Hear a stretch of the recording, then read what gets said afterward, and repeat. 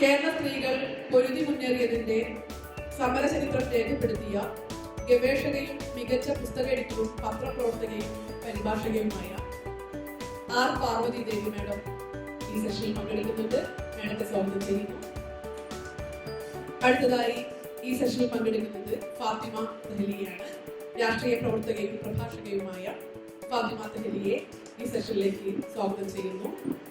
ഈ സെഷനിൽ മലയോര കർഷകരുടെയും തൊഴിലാളികളുടെയും ആത്മസ്പന്ദനങ്ങൾ തൊട്ടറിയുന്ന പൊതുപ്രവർത്തക ബിജിമോൾ പങ്കെടുക്കുന്നുണ്ട്. മേഡത്തെയും ഈ സെഷനിലേക്ക് സ്വാഗതം ചെയ്യുന്നു. എല്ലാവർക്കും നമസ്കാരം.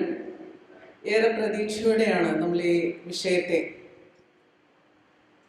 ജനാധിപത്യവും സ്ത്രീ പ്രതിനിധാനവും എന്നുള്ളത് അവതരിപ്പിക്കുന്നത്. കേരളത്തിലെ ഏറ്റവും പ്രശസ്തരായ ഈ വിഷയത്തിൽ ഒരുപക്ഷെ ഇന്ന് സംസാരിക്കാൻ ഏറെ പ്രശസ്തരായ 3 വ്യക്തിത്വങ്ങളെയാണ് നമുക്ക് കിട്ടിയിട്ടുള്ളത്. പ്രിയപ്പെട്ട ബിജുമോൾ ഇപ്പോഴെത്തിച്ചേരും. പ്രിയപ്പെട്ട പാർവതി ചേച്ചിയുണ്ട് ഒപ്പം. അതുപോലെ വിദ്യാർത്ഥി പ്രസ്ഥാനത്തിൻ്റെ പുതിയ സ്വരം എന്ന് നമുക്ക് പറയാവുന്ന തരത്തിൽ നമ്മെ അഭിസംബോധന ചെയ്യുന്ന ഫാത്തിമയുണ്ട്. ഇന്നലെ പ്രിയപ്പെട്ട അശോക് വാജ്പേയി നമ്മുടെ ഉദ്ഘാടന ചടങ്ങിൽ അദ്ദേഹം തുടങ്ങിയ ഒരു കാര്യം ഇങ്ങനെയാണ്: സാഹിത്യം ജീവിതത്തെ ആഘോഷിക്കും, എന്നാൽ ജീവിതം സാഹിത്യത്തെ ആഘോഷിക്കുന്ന ചില സന്ദർഭങ്ങളുണ്ട്. അത്തരമൊരു അവസരത്തിനാണ് കേരള സാഹിത്യ അക്കാദമി ഇപ്പോൾ രൂപം കൊടുത്തിരിക്കുന്നത്. ഇതിൽ വലുതായൊരു പങ്കാളിത്തം നമ്മൾ പ്രതീക്ഷിക്കുന്നുണ്ട്. കാരണം ഇതൊരു തുടർ പ്രക്രിയയാവാൻ ആണ് സാധ്യത എന്നല്ല, ഉറപ്പും അതാണ്. നമുക്കൊരു ഭരണഘടനയുണ്ട്. എപ്പോഴാണ് നമ്മൾ ഭരണഘടന വായിക്കുന്നത് എന്ന് പ്രിയപ്പെട്ട ജസ്റ്റിസ് ചെലമേശ്വർ ഒരു സന്ദർഭത്തിൽ നമ്മെ ഓർമ്മിപ്പിക്കുകയുണ്ടായി. അത് ഭരണഘടന വായിക്കേണ്ട സന്ദർഭങ്ങൾ ഏത്, അതെങ്ങനെ വായിക്കണം എന്നൊക്കെയുള്ള ചർച്ച ഒരു അമേരിക്കൻ ജനാധിപത്യ വിദഗ്ധനായ ചിന്തകനായ ബോർക്കിനെ ഉദ്ധരിച്ചുകൊണ്ടാണ് അദ്ദേഹം പറഞ്ഞത്. നമുക്കിപ്പോൾ ഭരണഘടനയുണ്ടോ? ചോദ്യം ആലോചിക്കേണ്ടതാണ്. വാക്കുകൾ മാത്രമല്ല, ഇന്ത്യയുടെ ആത്മാവ് നഷ്ടപ്പെടുന്ന രീതിയിൽ നമ്മുടെ ഭരണഘടന മാറ്റുന്നുണ്ടോ എന്നുള്ളതാണ്. ഭരണശിലാരൂപമാണ് നമ്മുടെ മുന്നിൽ ഇന്നുള്ളത്. ഭരണഘടനയ്ക്ക് പകരം ഒരുപക്ഷെ നാളെ നമ്മൾ ഈ ഭരണശിലാരൂപത്തെ അനുസരിക്കേണ്ട ഒരു സന്ദർഭം ഉണ്ടാകും എന്ന് ചില അനുഭവങ്ങൾ നമ്മെ ബോധ്യപ്പെടുത്തുന്നുണ്ട്. ഇന്ത്യ ഈസ് ആൻ ഐഡിയ എന്നതാണ് പ്രധാനം. ഇവിടെ തൊട്ട് മുമ്പ് നടന്ന discussion the idea of India എന്നതിനെ കുറിച്ചായിരുന്നു. ഇന്ത്യ ഈസ് ആൻ ഐഡിയ എന്നുള്ളതുമാണ് നമ്മുടെ ഒരു ആലോചന. സ്ത്രീകളുടെ സ്ഥാനം, റെപ്രസെൻറ്റേഷൻ ഹന്ന പിക്കിങ്ങിനെ പോലെയുള്ള പഠിതാക്കൾ പലതരത്തിൽ നിർവഹിച്ചിട്ടുണ്ട്. റെപ്രസെൻറ്റേഷൻ, പ്രതിനിധാനം എന്ന് പറയുന്നത് എന്തിനെയൊക്കെ, ആരെയൊക്കെ എന്നുള്ളതാണ്, എപ്പോഴൊക്കെ എന്നുള്ളത് വളരെ പ്രധാനപ്പെട്ടതാണ്. വനിതാ സംവരണ ബിൽ പാർലമെന്റിൽ അവതരിപ്പിച്ചു കഴിഞ്ഞു. വിതൗട്ട് എനി ഡിസ്കഷൻ അവതരിപ്പിച്ചു കഴിഞ്ഞു. ഇതിൻ്റെ ഭാവി എന്ത് എന്നുള്ളത്, ഇതിൻ്റെ വർത്തമാനം എന്ത് എന്നുള്ളത് നമ്മൾ ആലോചിക്കേണ്ടതുണ്ട്. സാമൂഹിക ജനാധിപത്യത്തെക്കുറിച്ച് ഡോക്ടർ BR അംബേദ്കർ വളരെ സമർത്ഥമായി നമ്മോട് സംസാരിച്ചിട്ടുണ്ട്. ഈ സാമൂഹിക ജനാധിപത്യത്തെ ഓർക്കാനെങ്കിലുമുള്ള ഒരവസരം ഇന്ത്യയിൽ ശേഷിക്കുമോ എന്നുള്ളത് നമുക്കിതുമായി ബന്ധപ്പെട്ട് ചർച്ച ചെയ്യാം. രാം ലഹർ ഏതാണ്ട് അടങ്ങിയ മട്ടാണ്, അടങ്ങുന്നില്ല എന്നുള്ളത് നമുക്കറിയാം. അത് കഴിഞ്ഞാൽ ഉടൻ പരശുരാം ലഹർ ഉണ്ടാകാൻ സാധ്യതയുണ്ട്. പക്ഷേ ഒരു സീതാ ലഹർ ഇവിടെ ഉണ്ടാകാൻ ഏത് രീതിയിൽ എന്നുള്ളത് കൂടി നമ്മൾ ആലോചിക്കേണ്ടതുണ്ട്. സ്നേഹലത റെഡ്ഡിയുടെ സീത സംസാരിച്ചതുപോലെ സംസാരിക്കാനുള്ള, പ്രവർത്തിക്കാനുള്ള ഒരവസരം, അങ്ങനെ ഒരു ആലോചന പോലും ഇനി ഒരു ഇന്ത്യയിൽ, നമ്മുടെ ഇന്ത്യയിൽ ഇന്ന് അവകാശപ്പെടാമെങ്കിൽ അത്തരമൊരു ഇന്ത്യയിൽ അസാധ്യമെന്ന് വരുന്ന ജനാധിപത്യ പ്രക്രിയയിലേക്കാണ് പോകുന്നത്. ഈ ജനാധിപത്യത്തിൻ്റെ ആ പേരിൽ അടങ്ങിയിരിക്കുന്ന അതിൻ്റെ ചില്ലുകൾ നമ്മെ മുറിവേൽപ്പിച്ചുകൊണ്ടേയിരിക്കുന്നു. ഇത്തരത്തിൽ ടോണി മോറിസൺ പറഞ്ഞതുപോലെ പറയാമല്ലോ നമുക്ക്, നിങ്ങൾക്ക് ഇഷ്ടപ്പെടാൻ, നിങ്ങൾക്ക് വായിക്കാൻ തക്ക ഒരു പുസ്തകം ഉണ്ടായില്ല എങ്കിൽ നിങ്ങൾക്ക് ഒരു പുസ്തകം സ്വന്തമായി എഴുതേണ്ടി വരും. അതിനാണ് ഇവിടെ നമ്മോടൊപ്പം പ്രഗത്ഭരായ 3 സ്ത്രീകൾ ഒത്തുകൂടിയിരിക്കുന്നത്. ഇവർ, ഞങ്ങൾ, നമ്മൾ ജയിക്കുന്ന യുദ്ധത്തിലെ പടയാളികളാണ്. തോൽക്കുന്ന യുദ്ധം ആലോചനയില്ല. അത്തരത്തിൽ ഒരു ജനാധിപത്യത്തെക്കുറിച്ചുള്ള ചിന്ത നടക്കുമ്പോൾ പാർശ്വവൽക്കരിക്കപ്പെട്ട ജനതയെക്കുറിച്ച് ആലോചിക്കണം. ഒന്നിൽ നിന്നും ഭിന്നമല്ല എന്നതിനെക്കുറിച്ച് ആലോചിക്കണം. ബഹുസ്വരതയെക്കുറിച്ച് ആലോചിക്കണം.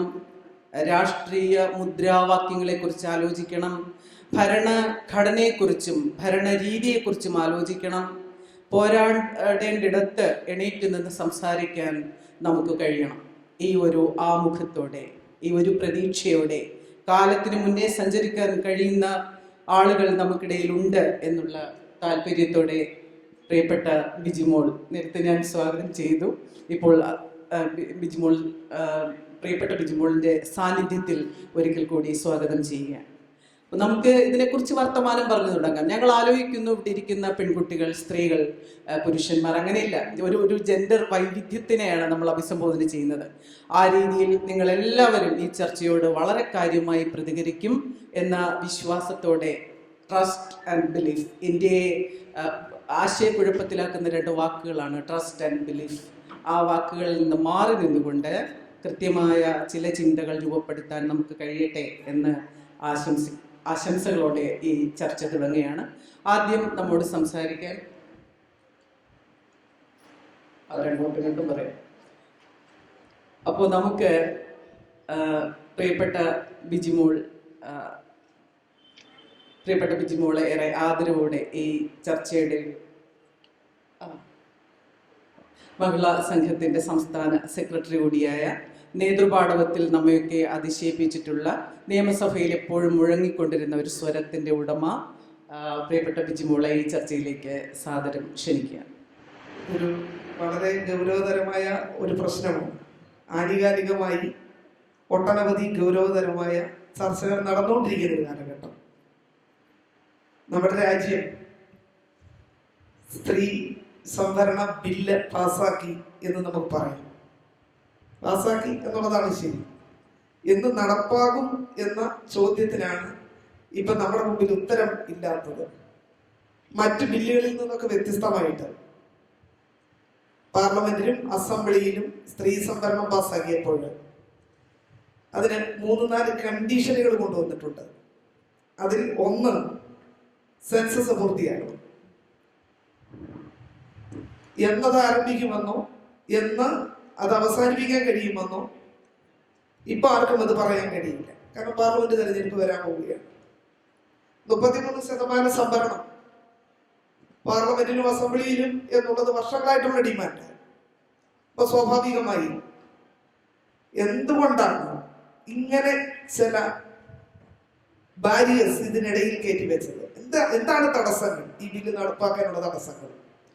പുനർവിഭജനം 543 മണ്ഡലങ്ങളിൽ ഇനിയും ഒരു പുനർവിഭജനം ആവശ്യമാണ് എന്ന് പറയുമ്പോൾ രാഷ്ട്രീയ പാർട്ടികൾ പോലും അതിലൊരു സമവായത്തിലെത്തിയിട്ടില്ല. ഈ പുനർവിഭജനത്തിന്റെ കാര്യത്തിൽ വ്യത്യസ്തങ്ങളായ ഡിബേറ്റുകൾ ആ വിഷയങ്ങളുമായി ബന്ധപ്പെട്ട് നിൽപ്പുണ്ട്. 900-ലധികം സീറ്റുകളുള്ള പാർലമെന്റ് മന്ദിരമാണ് പുതിയതായി നിർമ്മിക്കപ്പെട്ടിട്ടുള്ളത് എന്ന് നമുക്കറിയാം. ഒരു ഇൻക്രീസ് വരാൻ പോകുന്ന ഗവൺമെന്റ് ഒരുപക്ഷെ പാർലമെന്റിൽ പ്രതീക്ഷിക്കുന്നുണ്ടാകണം. അപ്പൊ പുനർനിർണയം നടത്തി ജനസംഖ്യ കണക്കെടുപ്പ് പൂർത്തിയാക്കി 33% സംവരണം വരുമ്പോൾ കാര്യമായ ഈ 543-ൽ നഷ്ടമൊന്നുമില്ലാതെ ഒരു വർധനവ്, അതാണ് അവരെ പ്ലാൻ ചെയ്യുന്നതെന്നാണ് എനിക്ക് തോന്നിയത്. 28 വർഷക്കാലം കാത്തിരുന്നതിന് ശേഷം 96-ൽ അവതരിപ്പിക്കപ്പെട്ട ബില്ല് പല കാരണങ്ങളാണ്. ബില്ലിന്റെ ചരിത്രമൊന്നും പറയേണ്ട കാര്യമില്ല, നമുക്ക് എല്ലാവർക്കും അറിയാം. പല കാരണങ്ങളാൽ ഭരണഘടന ഭേദഗതിയും ഒക്കെ ആവശ്യമുള്ള ഒരു കാര്യമാണ്. പല കാരണങ്ങളാൽ നീണ്ടുപോയി. ആ നീണ്ടുപോയ വർഷങ്ങൾ നമ്മളെടുത്ത് പരിശോധിക്കുമ്പോൾ ഏതാണ്ട് 1100ഓളം വരുന്ന പാർലമെന്റ് മെമ്പർമാർ സ്ത്രീകൾ ഇതിനോടൊക്കെ പാർലമെന്റിൽ എത്തേണ്ടതായിരുന്നു. 6 × 176 വെച്ച് കൂട്ടിയാൽ സ്വാഭാവികമായിട്ട് അത്ര തവണ സ്ത്രീകൾ പാർലമെന്റിലേക്ക് എത്തേണ്ടത് എന്ന് പറഞ്ഞാൽ 1100ഓളം പാർലമെന്റ് വനിതകളായ പാർലമെന്റ് മെമ്പർമാർ ഈ രാജ്യത്ത് ഉണ്ടായിരുന്നെങ്കിൽ അത് ഈ രാജ്യത്തിന് ഉണ്ടാക്കാമായിരുന്ന നേട്ടങ്ങൾ എന്താണ് എന്നുള്ളത് കൂടി പരിശോധിക്കപ്പെടേണ്ടത്.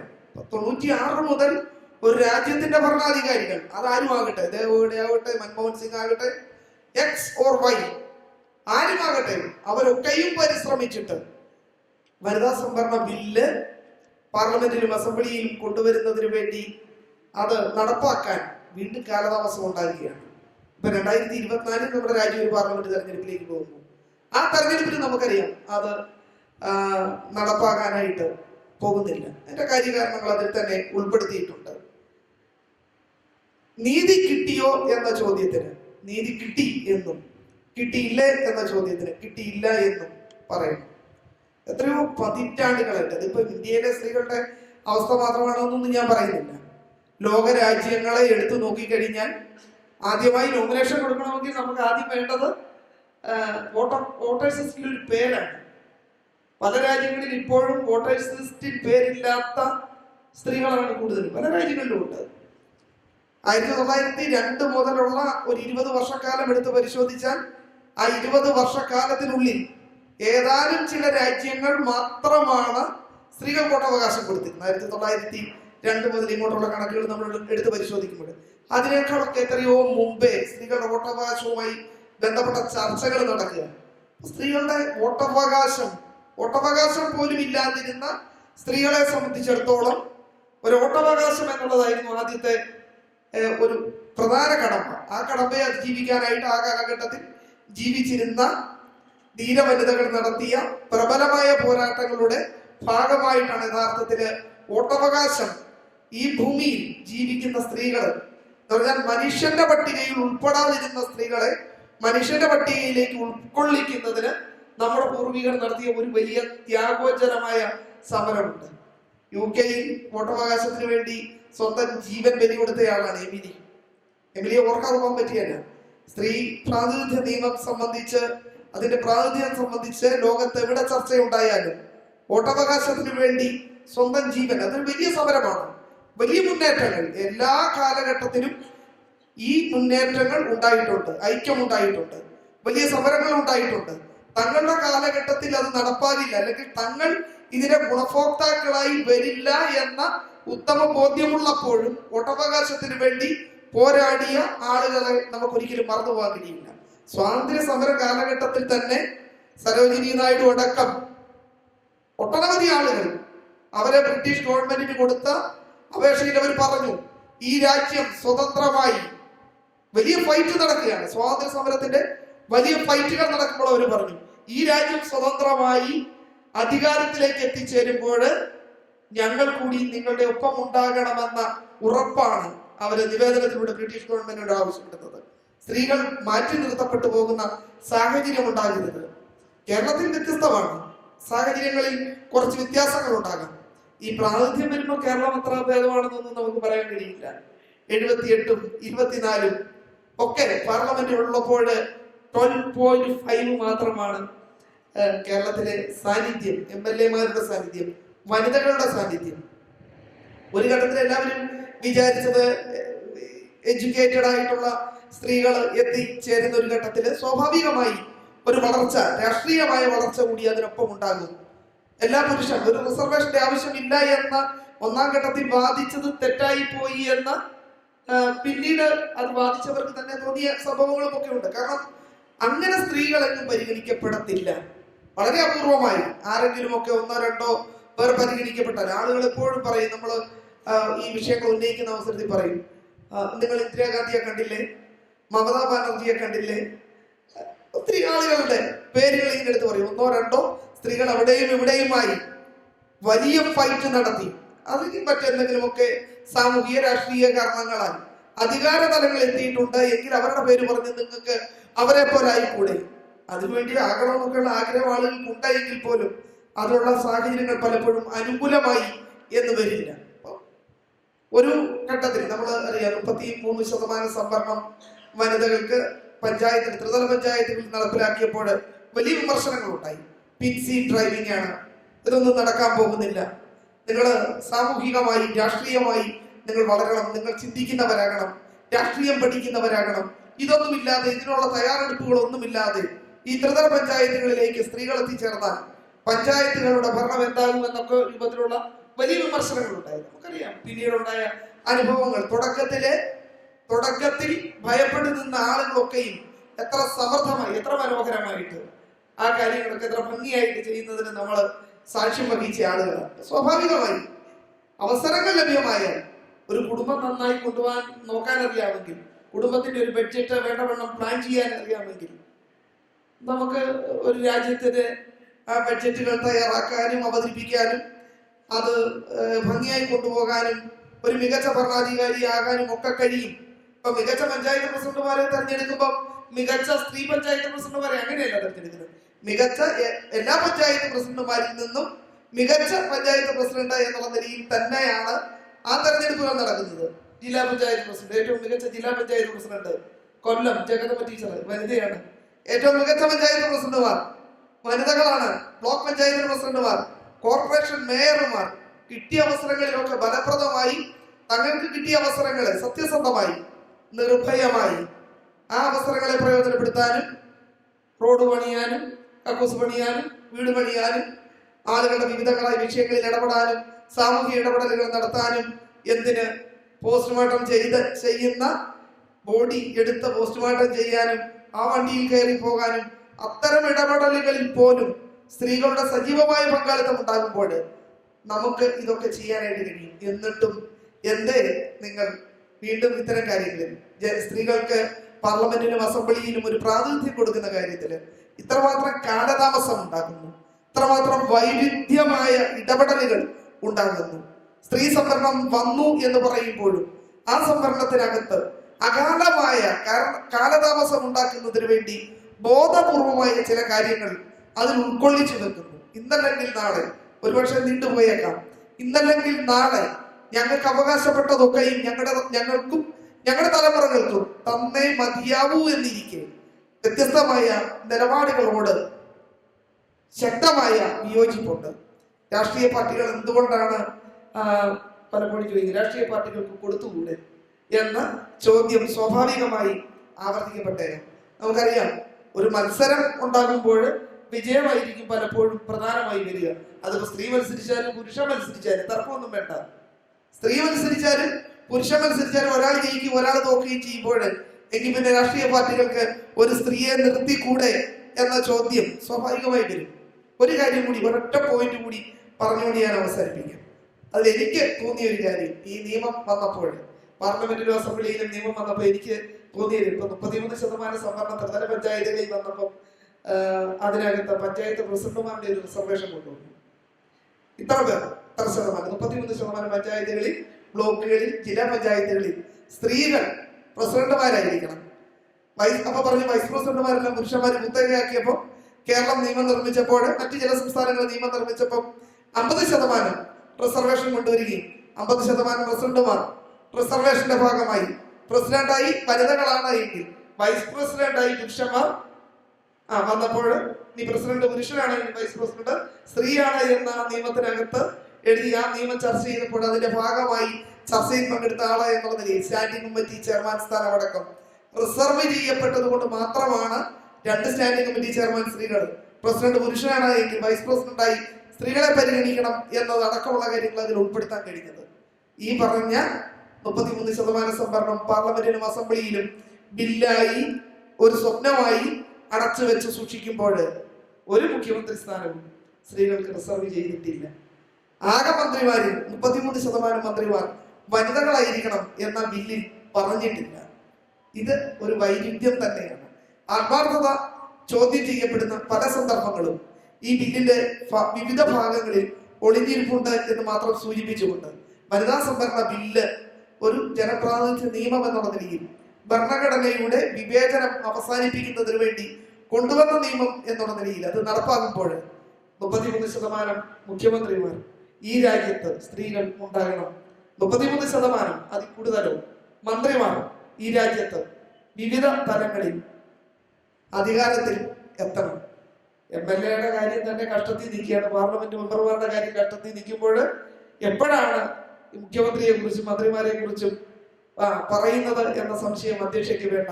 ഇപ്പൊ പറഞ്ഞു തുടങ്ങിയെങ്കിലേ ഇതൊക്കെ നമുക്ക് കിട്ടും എന്ന ഒരു വാദമുഖം കൂടി നിങ്ങളുടെ മുമ്പിലേക്ക് അവതരിപ്പിച്ചുകൊണ്ട് എന്നെ ശ്രമിച്ചതിന് നന്ദി പറഞ്ഞുകൊണ്ട് അഭിവാദ്യങ്ങൾ അർപ്പിച്ചുകൊണ്ട് നിർത്തുന്നു. നമസ്കാരം.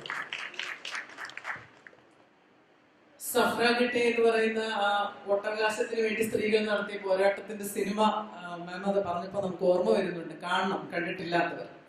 അടുത്തതായി നാം പോകുന്നത് സമലോകത്തിന്റെ എഡിറ്റർ. ഏറ്റവും പുതിയൊരു കാര്യമാണ് സമലോകം എന്ന് പറയുന്ന ജെൻഡർ വൈവിധ്യത്തെ കുറിച്ചുള്ള പുസ്തകം എഡിറ്റ് ചെയ്ത് മലയാളത്തിൽ തന്നിട്ടുണ്ട് പ്രിയപ്പെട്ട പാർവതി ചേച്ചി.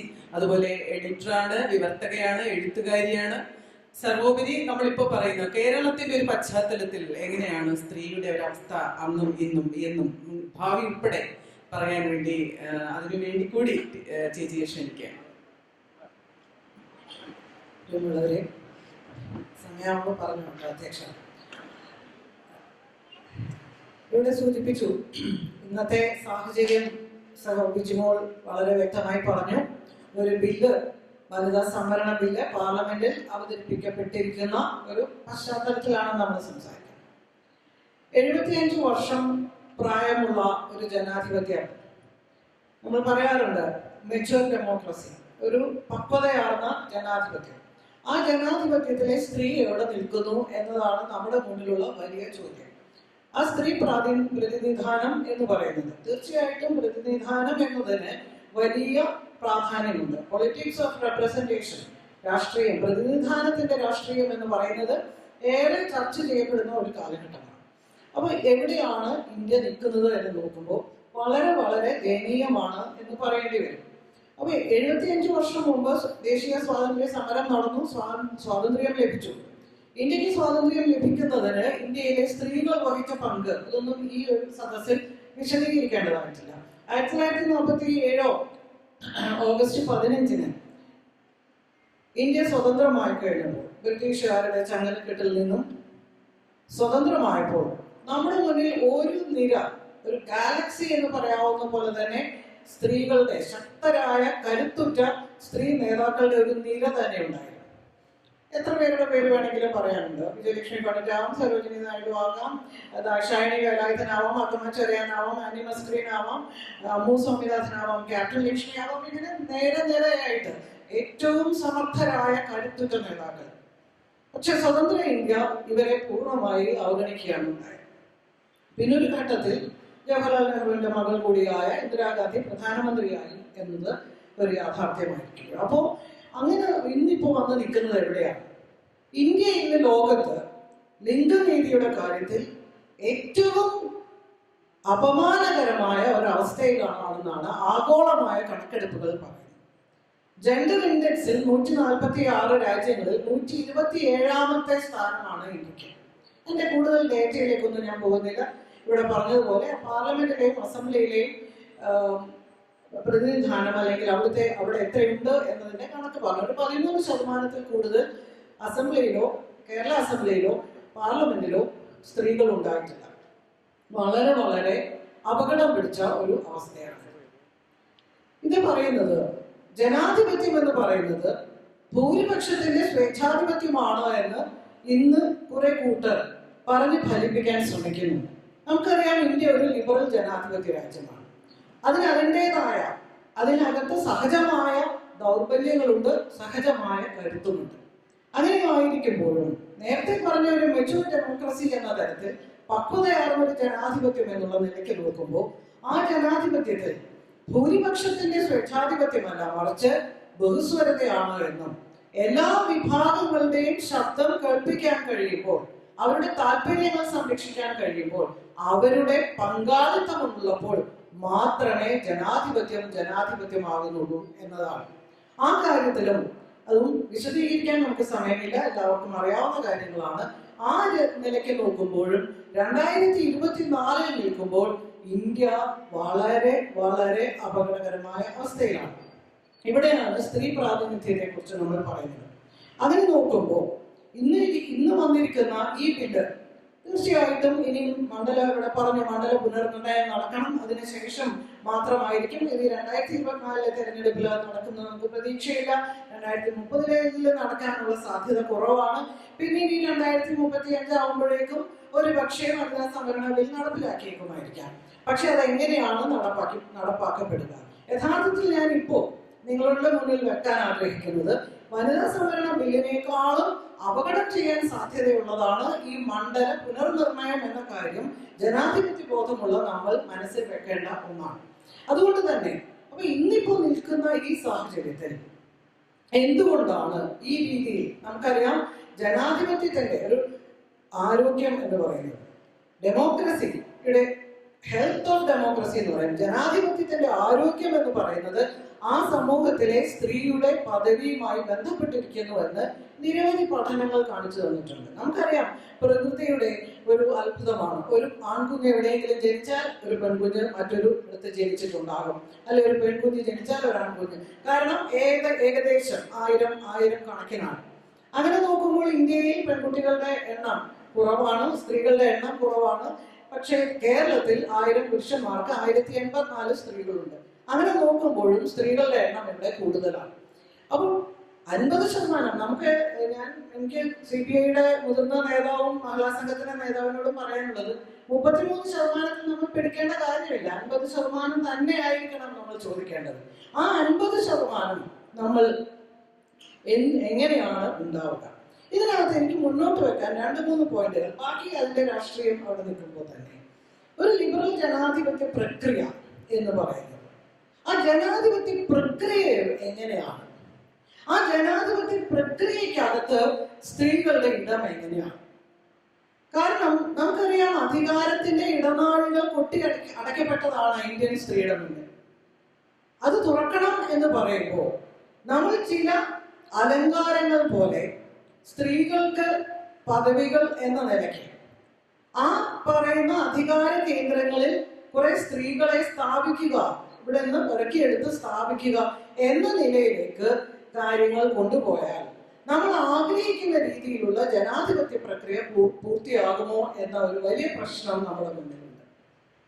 യഥാർത്ഥത്തിൽ ഈ ജനാധിപത്യ പ്രക്രിയ ആകെ തന്നെ നമ്മൾ പരിശോധിക്കുമ്പോൾ വളരെ വിമർശനാത്മകമായിട്ട് ലിംഗനീതിയുടെ യഥാർത്ഥത്തിലുള്ള ലിംഗനീതിയെ അടിസ്ഥാനപ്പെടുത്തിക്കൊണ്ടുള്ള ഒരു പുനർചിന്തനം, ഒരു പുനർനിർവചനം ആവശ്യമായി വന്നിട്ടുണ്ട്.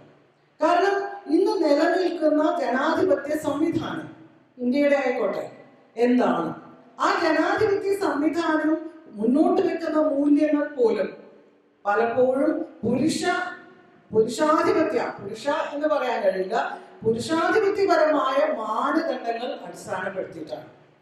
അപ്പോൾ പലപ്പോഴും സ്ത്രീകളെ സംബന്ധിച്ചിടത്തോളം, ഇപ്പോൾ പൂർണ്ണസമയ രാഷ്ട്രീയ പ്രവർത്തകരാണ് ഫാത്തിമ, ഒരു വിദ്യാർത്ഥി നേതാവാണ്. ഒരു പൂർണ്ണസമയ അല്ലെങ്കിൽ ഒരു രാഷ്ട്രീയ പ്രസ്ഥാനങ്ങളുമായി ബന്ധപ്പെട്ട് നിൽക്കുന്ന സ്ത്രീകളെ കുറിച്ച് നമുക്ക് ആലോചിച്ച് നോക്കേണ്ടി വരും. കാരണം ഒരു ജനാധിപത്യത്തിൽ, നമ്മുടെ ഇന്ത്യൻ ജനാധിപത്യത്തിൽ എന്താണ് നടക്കുന്നത്? കക്ഷി രാഷ്ട്രീയ പാർട്ടികളുണ്ട്, വിവിധ രാഷ്ട്രീയ കക്ഷികൾ തെരഞ്ഞെടുക്കുന്നു, അവരുടെ പ്രതിനിധികൾ ആണ് തെരഞ്ഞെടുപ്പിലൂടെ മുന്നോട്ട് വരുന്നത്. അങ്ങനെ വരുമ്പോൾ ഈ പറയുന്ന സംവിധാനം, നമ്മുടെ നിലനിൽക്കുന്ന രാഷ്ട്രീയ സംവിധാനവും നിലനിൽക്കുന്ന ജനാധിപത്യ സംവിധാനവും എത്രമാത്രം സ്ത്രീകളെ ഉൾക്കൊള്ളുന്നുണ്ട് ഒരു പൊതുസമൂഹത്തിൽ? അപ്പൊ ജനാധിപത്യപരമായ കാര്യങ്ങൾ മനസ്സിലാക്കുവാനും ഉൾക്കൊള്ളുവാനും ഇടപെടുവാനും സ്ത്രീക്ക് എത്ര സ്പേസ് ഉണ്ട്? അതും കൂടി ചിന്തിക്കേണ്ടതായിട്ടുണ്ട്. അത്രയേറെ ദൃഢമായ തരത്തിൽ ഇന്ന് നവലിബറലിസത്തിന്റെയും മുതലാളിത്തത്തിന്റെയും ഫാസിസത്തിന്റെയും ഒക്കെ ശക്തമായ, വെറും പുരുഷാധിപത്യം മാത്രമല്ല, ഈ പറയുന്നതെല്ലാം സ്ത്രീവിരുദ്ധമായ പ്രവണതകളാണ്. ആ പ്രവണതകളെല്ലാം അതിദൃഢമായിരിക്കുന്ന, അതികഠിനമായിരിക്കുന്ന ഒരു രാഷ്ട്രീയ സാഹചര്യത്തെ കുറിച്ച്, രാഷ്ട്രീയ സംവിധാനത്തെ കുറിച്ചാണ് നമ്മൾ ചിന്തിക്കുന്നത്. ഒരാൾക്കൊരു പൊതു പ്രവർത്തകയായി മാറാൻ, ഒരു പൊതു രാഷ്ട്രീയ പ്രവർത്തകയായി മാറാൻ ഒക്കെ എന്തൊക്കെ സാഹചര്യങ്ങൾ വേണം? എങ്ങനെയാണ് ഒരു സ്ത്രീക്ക് ഒരു രാഷ്ട്രീയ പ്രവർത്തകയായി മാറാൻ കഴിയുക? എങ്ങനെയാണ് ഒരു പുരുഷന് രാഷ്ട്രീയ പ്രവർത്തകനായി മാറാൻ കഴിയുക? ഇപ്പോൾ ഇടതുപക്ഷ പാർട്ടികൾ, കമ്മ്യൂണിസ്റ്റ് പാർട്ടികളെ സംബന്ധിച്ചിടത്തോളം രാഷ്ട്രീയ പാർട്ടി ഓഫീസിൽ ഇപ്പോൾ CPM-ന്റെ കാര്യമാണെങ്കിൽ AK സെന്ററിൽ പോയി ഒരു കുറിപ്പ് എഴുതി കൊടുത്താൽ പാർട്ടി മെമ്പർ ആവാൻ പറ്റില്ല. എങ്ങനെയാണ് ആകാൻ കഴിയുക? അപ്പൊ പൊതുസമൂഹത്തിൽ നിലനിൽക്കുന്ന ആ കഠിനമായ പുരുഷാധിപത്യത്തോട് എവിടെ മുതൽ പ്രക്ഷോഭം നടത്തി സമരം നടത്തി വെല്ലുവിളിച്ചിട്ടാണ് ഈ പ്രതിസന്ധികൾ ഈ സ്ത്രീകൾ മറികടക്കാൻ കഴിയുക. ഞാൻ പറഞ്ഞു വരുന്നത് ഇത്രയേ ഉള്ളൂ. നമ്മൾ നിലനിൽക്കുന്ന ഒരു ലിബറൽ ഡെമോക്രാറ്റിക് സംവിധാനത്തെ, ഒരു ജനാധിപത്യ സംവിധാനത്തിലെ അധികാര കേന്ദ്രങ്ങളിൽ സ്ത്രീകൾ വരണം, തീർച്ചയായും വരണം. ഒരു ജനാധിപത്യത്തിൽ സംവരണം എന്ന് പറയുന്നത് ഒരു ടൂള് തന്നെയാണ്. പലതരത്തിലുള്ള ഇടപെടലുകൾ നടത്താൻ കഴിയും. ഓരങ്ങളിലേക്ക് വിവിധ കാരണങ്ങളാൽ മാറ്റി നിർത്തപ്പെട്ടാൽ, ചരിത്രപരമായ കാരണങ്ങളാൽ അടിച്ചമർത്തപ്പെട്ട വിഭാഗങ്ങൾ, സ്ത്രീകൾ മാത്രമല്ല, സ്ത്രീകൾ, ന്യൂനപക്ഷങ്ങൾ, ദളിതർ, ആദിവാസികൾ, ട്രാൻസ്ജെൻഡർമാർ, അപ്പൊ അത്തരത്തിൽ തള്ളി മാറ്റപ്പെട്ട വിഭാഗങ്ങൾ അവർ 75 വർഷമായിട്ടും മെയിൻ സ്ട്രീം, നമ്മൾ പറയാറുണ്ട് ഫെമിനിസ്റ്റ് ആഖ്യാനങ്ങളിലൊക്കെ പറയും മെയിൻ സ്ട്രീം എന്ന് പറയുന്നത് യഥാർത്ഥത്തിൽ മെയിൻ സ്ട്രീം ആണെന്ന് പറയാറുണ്ട്. മുഖ്യധാര എന്ന് പറയുന്നത് പുരുഷധാരയാണ് യഥാർത്ഥത്തിൽ. ആ മുഖ്യധാര എന്ന് പറയുന്നിടത്തേക്ക് ഇവരെ കൊണ്ടുവരണമെങ്കിൽ പലതരത്തിലുള്ള വളരെ താഴെത്തട്ടിലുള്ള പ്രവർത്തനങ്ങൾ ഉണ്ടാകാം, നിയമങ്ങൾ ഉണ്ടാകാം, പലതരത്തിലുള്ള ലെജിസ്ലേറ്റീവായിട്ടുള്ള നടപടികൾ ഉണ്ടാകാം.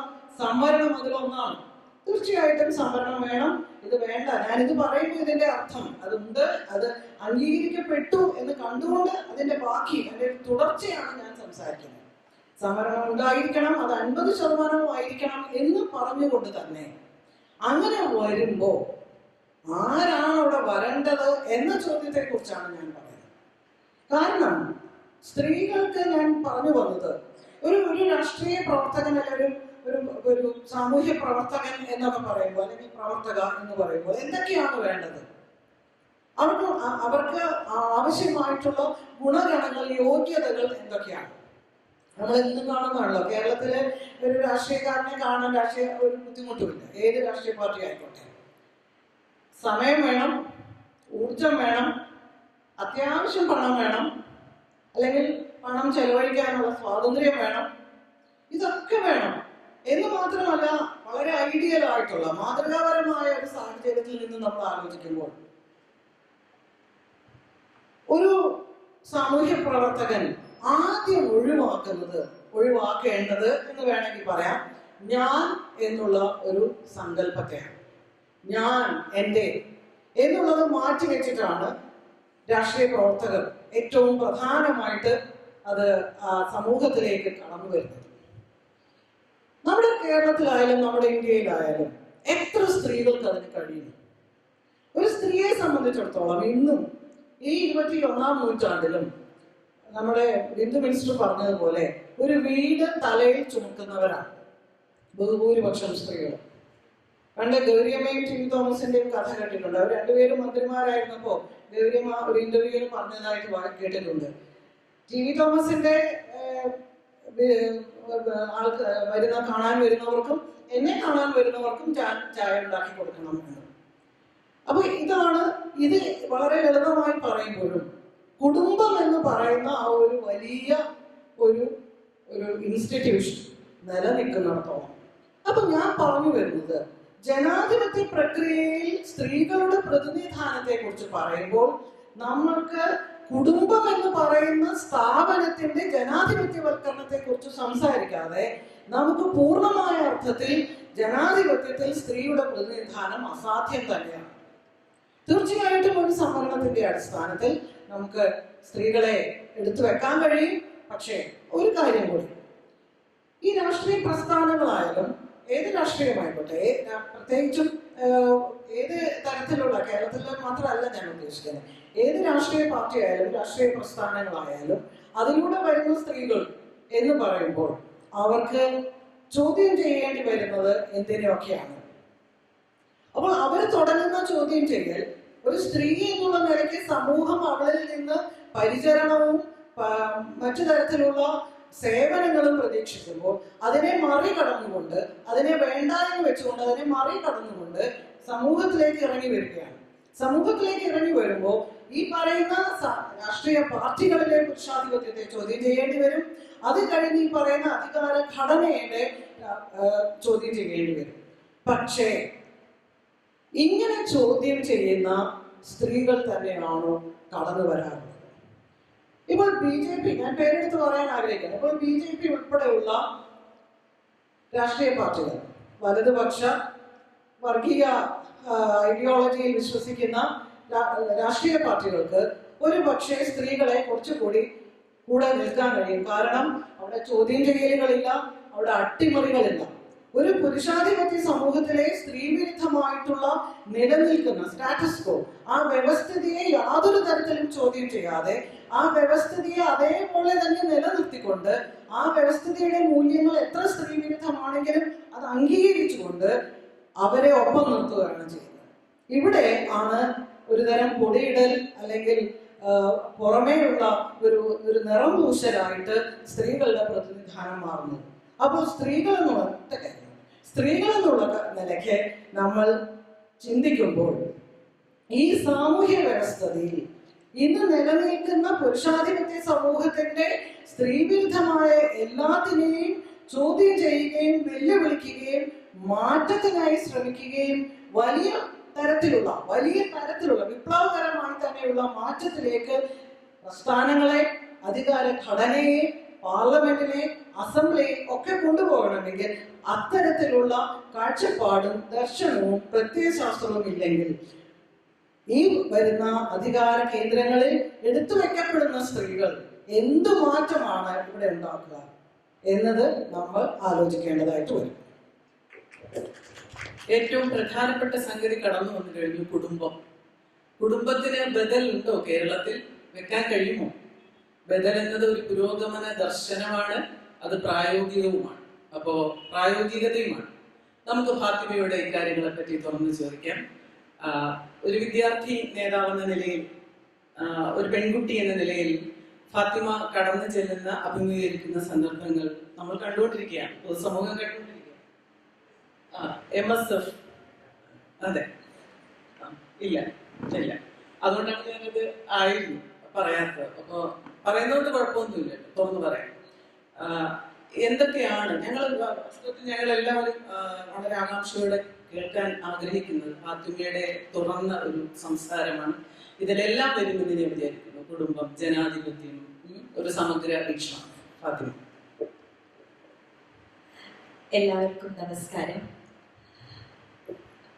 ഇവിടെ ഇരിക്കുന്ന സീനിയേഴ്സ് ആയിട്ടുള്ള ആളുകളുടെ സംസാരത്തിനിടയിൽ എന്നോട് എൻ്റെ അനുഭവവുമായി ബന്ധപ്പെട്ടിട്ടുള്ള ഒരു സംസാരം നടത്താനാണ് ആവശ്യപ്പെട്ടത്. ആദ്യം തന്നെ പറയട്ടെ, ജനാധിപത്യവും സ്ത്രീ പ്രാതിനിധ്യവും എന്നുള്ള ചർച്ച യഥാർത്ഥത്തില് ഒരു ചോദ്യചിഹ്നം പോലെ നമ്മൾ പലപ്പോഴും സംസാരിക്കാറുണ്ട്. പക്ഷെ അതൊരു ഇൻകംപ്ലീറ്റ് വേർഷൻ ആയിട്ടാണ് അവസാനിക്കാറുള്ളത്. കാരണം റിസൾട്ട് എപ്പം എന്ന് ചോദിച്ചാൽ അതൊരു കൺഫ്യൂഷനിൽ നിൽക്കുകയാണ്. അതിന് ഞാൻ കുറെ ആലോചിച്ചപ്പോൾ എനിക്ക് തോന്നിയ ഒരു കാര്യം, നമ്മൾ ആദ്യം എടുക്കേണ്ട വാക്ക് ജനാധിപത്യം എന്നുള്ളതാണ്. അതിന് ഭയങ്കര ഫാൻസിഫുൾ ആയിട്ട് വലിയ പൊടിപ്പും തൊങ്ങലും ഒക്കെ വെച്ച് അവതരിപ്പിക്കുന്ന ഒരു സമൂഹത്തിലാണ് നമ്മൾ ജീവിക്കുന്നത്. The real essence of democracy, ജനാധിപത്യത്തിന്റെ ശരിക്കുമുള്ള സത്ത, അത് അനുഭവിക്കാൻ നമ്മൾക്ക് ഓരോരുത്തർക്കും സാധിക്കുന്നുണ്ടോ എന്നുള്ള ചോദ്യം കൂടി ഞാൻ നിങ്ങളുടെ മുമ്പിലേക്ക് വെക്കുകയാണ്. ഏറ്റവും സരസമായ ഭാഷയിൽ എല്ലാവരും പറയുന്നത് ജനങ്ങളുടെ ആധിപത്യമാണ് ജനാധിപത്യം. അതിന്റെ ഈറ്റില്ലവും പോറ്റില്ലവുമായിട്ടുള്ള രാജ്യമാണ് ഇന്ത്യ. നമുക്കൊരു എഴുതപ്പെട്ട ഏറ്റവും വിശാലമായിട്ടുള്ള ഭരണഘടന ഉള്ളത് കൊണ്ട് തന്നെ നമ്പർ 1 ഡെമോക്രാറ്റിക് കൺട്രി എന്ന് ചോദിച്ചാൽ ഇന്ത്യയെ നമ്മൾ കാണിച്ചു തരും. പിന്നെ അതിനോടൊപ്പം നമ്മൾ പറയുന്നത് ഇവിടുത്തെ ഇലക്ട്രൽ പ്രോസസ്സാണ്, ഈ തെരഞ്ഞെടുപ്പ് രീതികളാണ്. പക്ഷേ ഇന്ന് നമ്മൾ റിസർവേഷനെ കുറിച്ചൊക്കെ ചർച്ച ചെയ്യുമ്പോഴും ഈ ജനാധിപത്യം എന്ന് പറഞ്ഞ വസ്തുതയ്ക്ക് എത്രമാത്രം നമ്മളോട് നീതി പുലർത്താൻ സാധിച്ചിട്ടുണ്ട് എന്നുള്ള ചോദ്യം വളരെ പ്രസക്തമാണ്. കാരണം 1946 പണ്ഡിറ്റ് ജവഹർലാൽ നെഹ്റു കോൺസ്റ്റിറ്റ്യൂവന്റ് അസംബ്ലിയുടെ റെസൊല്യൂഷൻ കൊണ്ടുവരുമ്പോൾ 8 റെസൊല്യൂഷൻ ആയിരുന്നു അത്. അതില് 3 യഥാർത്ഥത്തില് ഈ നാട്ടിലെ ജനങ്ങളെ കുറിച്ചായിരുന്നു. ബാക്കിയൊക്കെ ഈ രാജ്യം എങ്ങനെയാണ്, ഇവിടുത്തെ സ്ട്രക്ചർ എങ്ങനെയാണ്, നമ്മുടെ സോവറിൻ കൾച്ചർ എങ്ങനെയാണ് എന്നുള്ളതിനെ കുറിച്ചാണ്. പക്ഷെ 3 അതായത് 3, 4, 5 ഈ 3 യഥാർത്ഥത്തിൽ ഇവിടെയുള്ള ജനങ്ങളെ കുറിച്ചായിരുന്നു. അതിൽ ഒന്നാമത്തെ കാര്യം ഏറ്റവും പ്രസക്തമായിട്ടുള്ളതാണ്. അതിൽ പറയുന്നത് the power of this nation flows from the people of this country.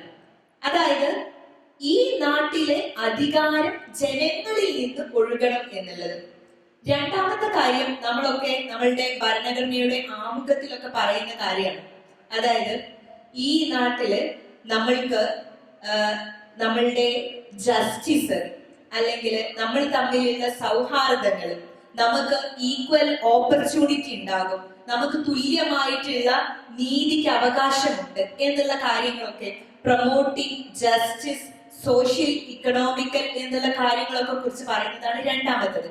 മൂന്നാമത്തെ കാര്യം, ഏറ്റവും പ്രയാസം അനുഭവിക്കുന്ന കമ്മ്യൂണിറ്റിയെ, അതായത് ബാക്ക്വേർഡ് കമ്മ്യൂണിറ്റി, സ്ത്രീകള് ഉൾപ്പെടെയുള്ള ആളുകളെ അപ്ലിഫ്റ്റ് ചെയ്യുന്നതിന് വേണ്ടിയിട്ടുള്ള കാര്യങ്ങൾ നമ്മളുടെ ഈ നാട്ടില് ഉറപ്പുവരുത്തണം എന്നുള്ളതാണ്.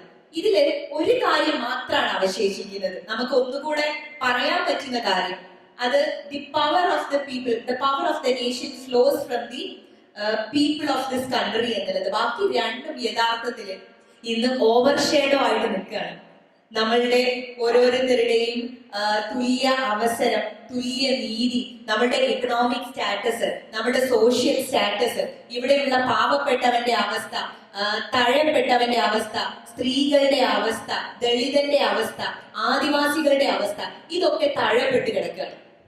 അപ്പൊ ഇങ്ങനെയുള്ള ഒരു കമ്മ്യൂണിറ്റിയിൽ നമ്മൾ എങ്ങനെയാണ് ഡെമോക്രസിയെ അഭിസംബോധന ചെയ്യേണ്ടത് എന്നുള്ള ക്വസ്റ്റ്യൻ അവിടെ നിലനിൽക്കുന്നു.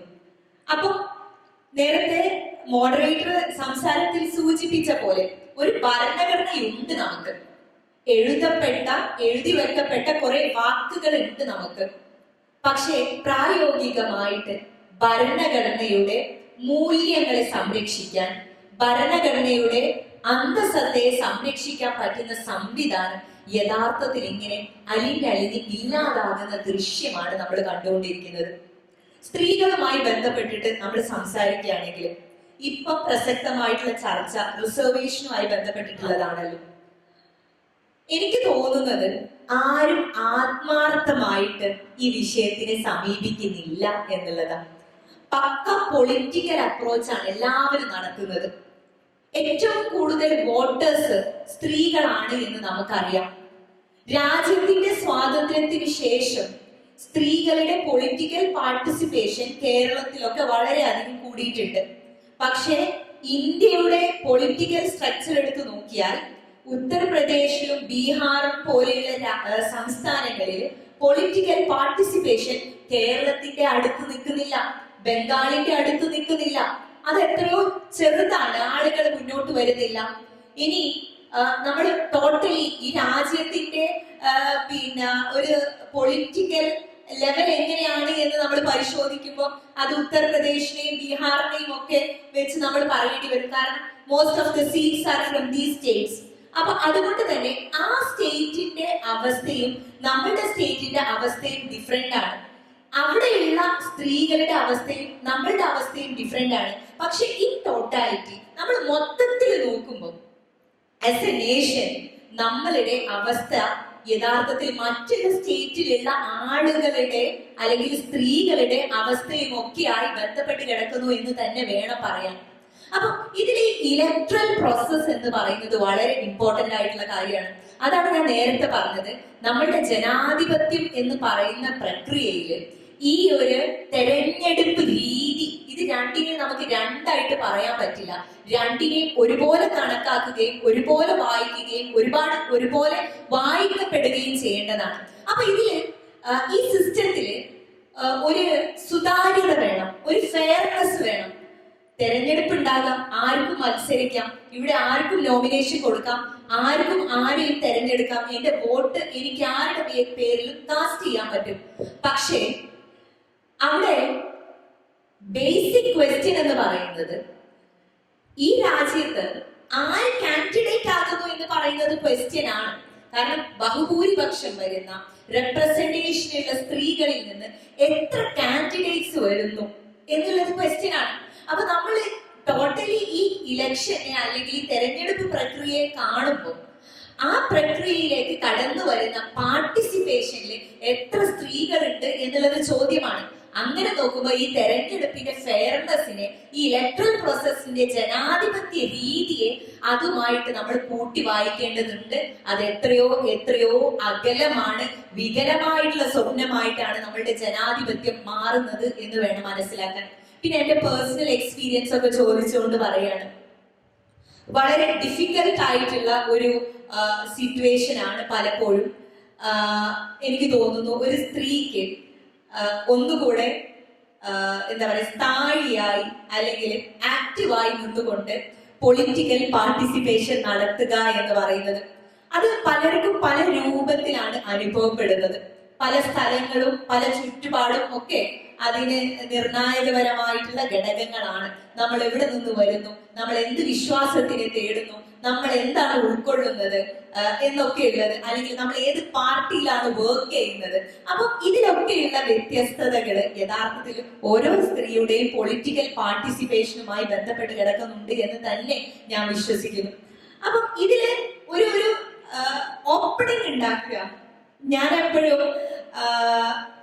ആഗ്രഹിക്കുന്ന ഒരു കാര്യം, ഒരു ലൈറ്റ് അല്ലെങ്കിൽ ഒരു ഷേഡോ ആയിട്ട് മാറുന്നതിനപ്പുറത്തേക്ക് ഒരു ചെറിയ ഓപ്പണിംഗ് ഉണ്ടാക്കി കൊടുക്കുക.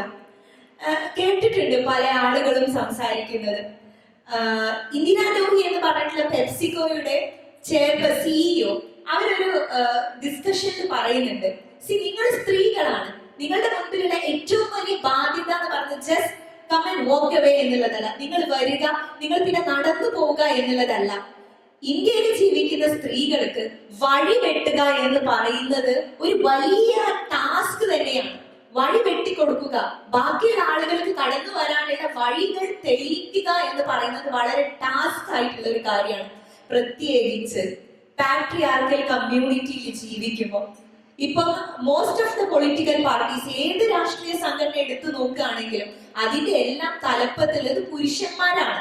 പുരുഷന്മാരാൽ നിയന്ത്രിക്കപ്പെടുന്ന രാഷ്ട്രീയ സംഘടനകളാണ് കേരളത്തിൽ പോലുള്ളത്. ഇത്രയും ലിറ്ററേറ്റ് ആണ് എന്ന് നമ്മൾ പറയുന്ന, ഇത്രയും എഡ്യൂക്കേഷണലി അപ്ലിഫ്റ്റഡ് ആണ് എന്ന് പറയുന്ന, പൊളിറ്റിക്കലി കുറച്ചുകൂടെ വിജിലന്റ് ആണ് എന്ന് പറയുന്ന നമ്മളുടെ നാട്ടിലെ അവസ്ഥ തന്നെ ഇത് പരിശോധിച്ച് നോക്കിയാൽ മതി. ഏത് പാർട്ടി ആണെങ്കിലും, CPM ആണെങ്കിലും, കോൺഗ്രസ് ആണെങ്കിലും, ഞാൻ പ്രതിനിധീകരിക്കുന്ന ഇന്ത്യൻ യൂണിയൻ ലീഗ് ആണെങ്കിൽ, മുസ്ലിം ലീഗ് ആണെങ്കിലും ഒക്കെ ഇതിന്റെ ഒക്കെ ഡയറക്ടർ ബോർഡിലുള്ളത് പുരുഷന്മാരായിട്ടുള്ള ആളുകളാണ്. സോ ഇപ്പൊ നടക്കുന്ന ഒരു വ്യവസ്ഥ എന്ന് പറയുന്നത്, എനിക്കറിയില്ല എത്ര പേര് സമ്മതിക്കും എന്നുള്ളത്, അവിടെ നിന്ന് ലഭിക്കുന്ന നിർദ്ദേശങ്ങൾക്കനുസരിച്ച് അല്ലെങ്കിൽ ആ ഒരു പ്രോട്ടോകോളിനനുസരിച്ച് അതിനെ ഏറ്റു കൊണ്ടുപോകുന്ന ഒരു രീതിയാണ് യഥാർത്ഥത്തിൽ നടക്കുന്നത്. അപ്പൊ ആക്റ്റീവായിട്ട് നിങ്ങൾക്ക് ഇതിൽ എന്ത് ചെയ്യാൻ പറ്റും എന്നുള്ള ചോദ്യമാണ് നിലനിൽക്കുന്നത്. നിങ്ങൾക്ക് എങ്ങനെ ഇതില് ഒരു സ്ത്രീ എന്നുള്ള രൂപത്തിൽ അല്ലെങ്കിൽ ഒരു വിമൻ റെപ്രസെന്റേഷൻ എന്നുള്ള രൂപത്തിൽ നിങ്ങളുടെ പോളിസി മേക്കിങ്ങിലേക്ക് സംഭാവന ചെയ്യാൻ പറ്റും? അല്ലെങ്കിൽ നമ്മളെ പോലെയുള്ള സ്ത്രീകളെ അഡ്രസ് ചെയ്തുകൊണ്ട് നിങ്ങൾക്ക് എങ്ങനെ ഇൻഡിപെൻഡന്റ് ആയിട്ട് അഭിപ്രായങ്ങൾ പറയാൻ പറ്റും? ഇനി വേണ്ട, നിയമസഭയിൽ പോലും ആണെങ്കിൽ പലപ്പോഴും സ്ത്രീകളെ സംബന്ധിച്ച് നടക്കുന്ന ഡിസ്കഷനുകളിൽ പുരുഷന്മാർ അഭിപ്രായം പറയുമ്പോൾ ഞാൻ വളരെ അത്ഭുതത്തോടെ നോക്കി നിന്നിട്ടുണ്ട്. അവർ എന്ത് ആത്മാർത്ഥത അല്ലെങ്കിൽ ഏത് മനോവികാരത്തിലാണ് സംസാരിക്കുന്നത് എന്ന്. ഒരു സ്ത്രീയുടെ ഹൃദയത്തിന്റെ റിഫ്ലക്ഷൻ ആയിട്ട് മാറാൻ, ഒരു സ്ത്രീയുടെ ജീവിത വ്യവസ്ഥയുമായി ബന്ധപ്പെട്ടിട്ടുള്ള ബില്ല് കൊണ്ടുവരുമ്പോൾ ആ ബില്ലില് അവൾ ആഗ്രഹിക്കുന്ന പോലെ അല്ലെങ്കിൽ ഒന്നുകൂടെ സ്ത്രീയുടെ ജീവിത രീതിയും ഒക്കെ ആയി ബന്ധപ്പെട്ടുകൊണ്ട് സംസാരിക്കാൻ എത്ര പേർക്ക് സാധിക്കുന്നു എന്ന് പറയുന്നത് ചോദ്യമാണ്. അപ്പൊ ഏജൻസീസിനേക്കാളും അപ്പുറം, മറ്റൊരു ഏജൻസിയേക്കാളും അപ്പുറം സെൽഫായിട്ടുള്ള നമ്മളെ പോലെയുള്ള റെപ്രസെന്റേഷൻ പാർലമെന്റിലും നിയമസഭയിലും ഒക്കെ ഉണ്ടാവുക എന്ന് പറയുന്നതാണ് നമ്മൾ ഓരോരുത്തരും ആഗ്രഹിക്കുന്നത്. ഓക്കെ, ചുരുക്കം എനിക്ക് പറയാനുള്ളത് ഇത്ര മാത്രം. നമ്മൾ റിസർവേഷനെ കുറിച്ച് സംസാരിക്കുകയാണെങ്കിലും അല്ലെങ്കിൽ മറ്റേതുള്ള പവർ പൊളിറ്റിക്സിലേക്ക് സ്ത്രീകൾ കടന്നു വരണം എന്ന് സംസാരിക്കുകയാണെങ്കിലും ആത്മാർത്ഥമായിട്ടുള്ള ഭാഷകളൊന്നും നമ്മൾ കേൾക്കുന്നില്ല. ഇവൻ ഇപ്പൊ പാസ്സായിട്ടുള്ള ബില്ല് പോലും ഞാൻ തിരിച്ചറിയുന്നത് വെറും പൊളിറ്റിക്കൽ സ്റ്റണ്ടിന് വേണ്ടിയിട്ടുള്ള മെക്കാനിസം മാത്രമാണ്. അതിന്റെ വാലിഡിറ്റി 20 years ആണെന്ന് പറയുമ്പോൾ ആ 20 years വരെ ഉരുളാൻ വേണ്ടിയിട്ടുള്ള പിന്നെ പോളിസികൾ അല്ലെങ്കിൽ അതിന് വേണ്ടിയിട്ടുള്ള ചെറിയ ചെറിയ കാര്യങ്ങളാണ് ഇവർ ഈ ഡീലിമിറ്റേഷൻ പോലെയുള്ള കാര്യങ്ങൾ കൊണ്ടുവരുന്നത്. അതുകൊണ്ട് ജനാധിപത്യത്തിലേക്ക് സ്ത്രീകളെ പങ്കെടുപ്പിക്കണം, സ്ത്രീകളെ കൂടി കൂട്ടണം, അല്ലെങ്കിൽ അവർക്കും ഉള്ള വേദി ഉണ്ടാവണം എന്ന് ആത്മാർത്ഥമായി ആഗ്രഹിക്കുകയാണെങ്കിൽ ഇതൊന്നും ഒരു തടസ്സമാവില്ലായിരുന്നു എന്ന് പറഞ്ഞു ചുരുക്കുന്നു. നമ്മൾ എത്ര കാലം ഇനി ഇതുപോലുള്ള ചർച്ചകൾ തുടരും എന്നുള്ളതിനൊന്നും യാതൊരു ധാരണയില്ല. പക്ഷെ ഞാൻ പറയുന്ന ഒരു കാര്യം, ഞാൻ എന്നുള്ളതല്ല, നമ്മൾ പറയുന്ന ഒരു കാര്യം, മതം പുരുഷാധിപത്യ ശീലങ്ങൾ ഉൾക്കൊള്ളുമ്പോൾ അതിനെതിരെ പോരാടാനുള്ള എത്ര വഴികൾ നമുക്ക് ശേഷിക്കുന്നു എന്നുള്ളതാണ്. സോക്രട്ടീസിനെ കൊല്ലുക എന്നുള്ളത് ഒരു ഭൂരിപക്ഷ തീരുമാനമായിരുന്നു. അതുകൊണ്ട് ശരിയാവണമെന്നില്ല. അപ്പൊ ഭൂരിപക്ഷ തീരുമാനം എന്നുള്ളതിനകത്ത് മാറ്റി ചിന്തിക്കേണ്ട ഒരു കാലം നമുക്ക് വന്നിരിക്കുന്നു എന്നുള്ളത്. ഒരു കാര്യം കൂടി, KT മുഹമ്മദിന്റെ പാത്തേയി എന്ന് പറയുന്ന ഇത് ഭൂമിയാണെന്നുള്ള നാടകത്തിൽ പാത്തേയി എന്ന് പറയുന്ന കഥാപാത്രം ഒരൊറ്റ വാചകം പങ്കുവെക്കുന്നു. എത്ര വർഷം മുമ്പാണെന്ന് നോക്കൂ. ഈ ഭൂമി ഇങ്ങനെ ആക്കി തീർത്തതിൽ ഞങ്ങൾക്കും കുറെ പങ്കുണ്ട്, അത് അംഗീകരിക്കപ്പെടണം, അംഗീകരിച്ചിരിക്കും. അപ്പോ ഇനി നമുക്ക് മനോഹരമായ അവരവരുടെ അഭിപ്രായ പ്രകടനങ്ങളാണ്, പ്രത്യക്ഷങ്ങളാണ്, എന്നാലും അതെല്ലാം നമ്മുടെ മനസ്സിൽ നമ്മൾ ഉൾക്കൊണ്ടിട്ടുണ്ട്. ഇനി അവിടെ നിന്നുള്ള ഇങ്ങോട്ടുള്ള നമ്മളോടുള്ള ചോദ്യങ്ങളാണ്. ഇവരെല്ലാവരും തയ്യാറായിരിക്കുക. ചോദ്യം മാത്രമാകുമ്പോ ഉത്തരം അങ്ങനെ വളരെ രസകരമായി വരും. ചോദ്യം സിമ്പിളാണ്. ചോദ്യം നമ്മുടെ ബിജിമോൾ എന്ന് പറയുന്ന MLA ആണല്ലോ അല്ലേ? ബിജിമോൾ സഖാവ്. ചോദ്യം ഇതാണ്: കേരളം നാട്ടിൽ വാഴും KR ഗൗരിയമ്മ എന്ന് പണ്ട് നമ്മളൊക്കെ ഇലക്ഷന് പാടിയില്ല. ഒരു വനിതാ മുഖ്യമന്ത്രി മറ്റുള്ള സംസ്ഥാനങ്ങൾ മുഴുവൻ ഉണ്ടായിട്ടും കേരളത്തിൽ ഒരു വനിതാ മുഖ്യമന്ത്രി ഉണ്ടായിട്ടില്ല എന്നാണ്. തന്നെയല്ല, കഴിഞ്ഞ പ്രാവശ്യം ശൈലജ ടീച്ചർ മന്ത്രിയാവുമെന്ന് പറഞ്ഞു, അതും ആയില്ല. അപ്പോൾ നമ്മൾ എങ്ങനെയാണ് ഒരു ബദൽ രാഷ്ട്രീയം, ഭൂഷ രാഷ്ട്രീയത്തിന് ബദലായിട്ട് കമ്മ്യൂണിസ്റ്റുകാരെ എങ്ങനെയാണ് ഉയർത്തിക്കൊണ്ടുവരുന്നത് എന്നുള്ള ചോദ്യം ഒന്നാമത്തെ ചോദ്യം. പിന്നെ ജനറൽ സീറ്റിൽ, രണ്ടാമത്തെ ചോദ്യം, ജനറൽ സീറ്റിൽ ഒരു വനിതയെ നിർത്തി ഇതുവരെയ്ക്ക് ജയിപ്പിച്ചിട്ടില്ല എന്നാണ് എൻ്റെ ഒരു പൊതു മണ്ഡലത്തിൽ വനിതകളെ നിർത്തുന്നുണ്ടോ എന്ന് എനിക്കറിയില്ല. മിക്കവാറും വനിതാ റിസർവേഷൻ മണ്ഡലങ്ങളിലായിരിക്കും നിർത്തുന്നത്. ഇതാണ് രണ്ട് ചോദ്യം. പിന്നെ ഞാൻ പറഞ്ഞില്ല, പഴയ 52 കാര്യം പറയുന്നില്ല. മാലിനി ഭട്ടാചാര്യ അതുപോലെ കുന്ദാസൻ, അവർക്കൊന്നും ബില്ല് അവതരിപ്പിക്കാൻ അവസരം കൊടുക്കാത്തതും കൂടിയാണ് നമ്മുടെ ഇടതുപക്ഷ പാർട്ടി എന്ന് ഓർമ്മപ്പെടുത്താണ്. 52 കാര്യം അത് പറയണ്ട. ഈ 2 ക്വസ്റ്റ്യൻ മാത്രം ഓക്കെ. കേരം തിങ്ങും കേരള നാട്ടിൽ KR ഗൗരി ഭരിക്കട്ടെ, അതാണ് ഒരു കാലഘട്ടത്തിൽ നമ്മൾ കേട്ട ഒരു മുദ്രാവാക്യം. നിർഭാഗ്യവശാൽ KR ഗൗരിയമ്മയ്ക്ക് മുഖ്യമന്ത്രിയാകാനായിട്ട് കഴിഞ്ഞില്ല. ഏറ്റവും കാലം നിയമസഭയിൽ അസംബ്ലിയില് വിവിധ വകുപ്പ് കൈകാര്യം ചെയ്ത മന്ത്രിയാകാൻ കഴിയുമെങ്കിലും KR ഗൗരിയമ്മയ്ക്ക് മുഖ്യമന്ത്രിയാകാൻ കഴിയാതെ പോയി. ശൈലജ ടീച്ചർക്ക് മുഖ്യമന്ത്രിയാകാൻ കഴിയാതെ പോയി എന്നൊക്കെ ഉള്ളത് ഞങ്ങളുടെ സ്വകാര്യ ദുഃഖങ്ങളാണ്. അതൊക്കെ ഇല്ല എന്ന് പറഞ്ഞിട്ട് കാര്യമില്ല. മറ്റൊന്ന്, ഇപ്പം റിസർവേഷൻ ഇല്ല എന്നുള്ളത് കൊണ്ട് തന്നെ ത്രിതല പഞ്ചായത്തിൽ മാത്രമാണ് വനിതകൾക്ക് റിസർവേഷൻ ഉള്ളത്. ഞാനടക്കം ഇപ്പൊ ജയിച്ചു വന്നിട്ടുള്ള MLA-മാരെല്ലാം തന്നെ പൊതുമണ്ഡലത്തിൽ നിന്ന് തന്നെ ജയിച്ചു വന്നിട്ടുള്ളവരാണ്. ഇവിടെ റിസർവേഷൻ ഇല്ല.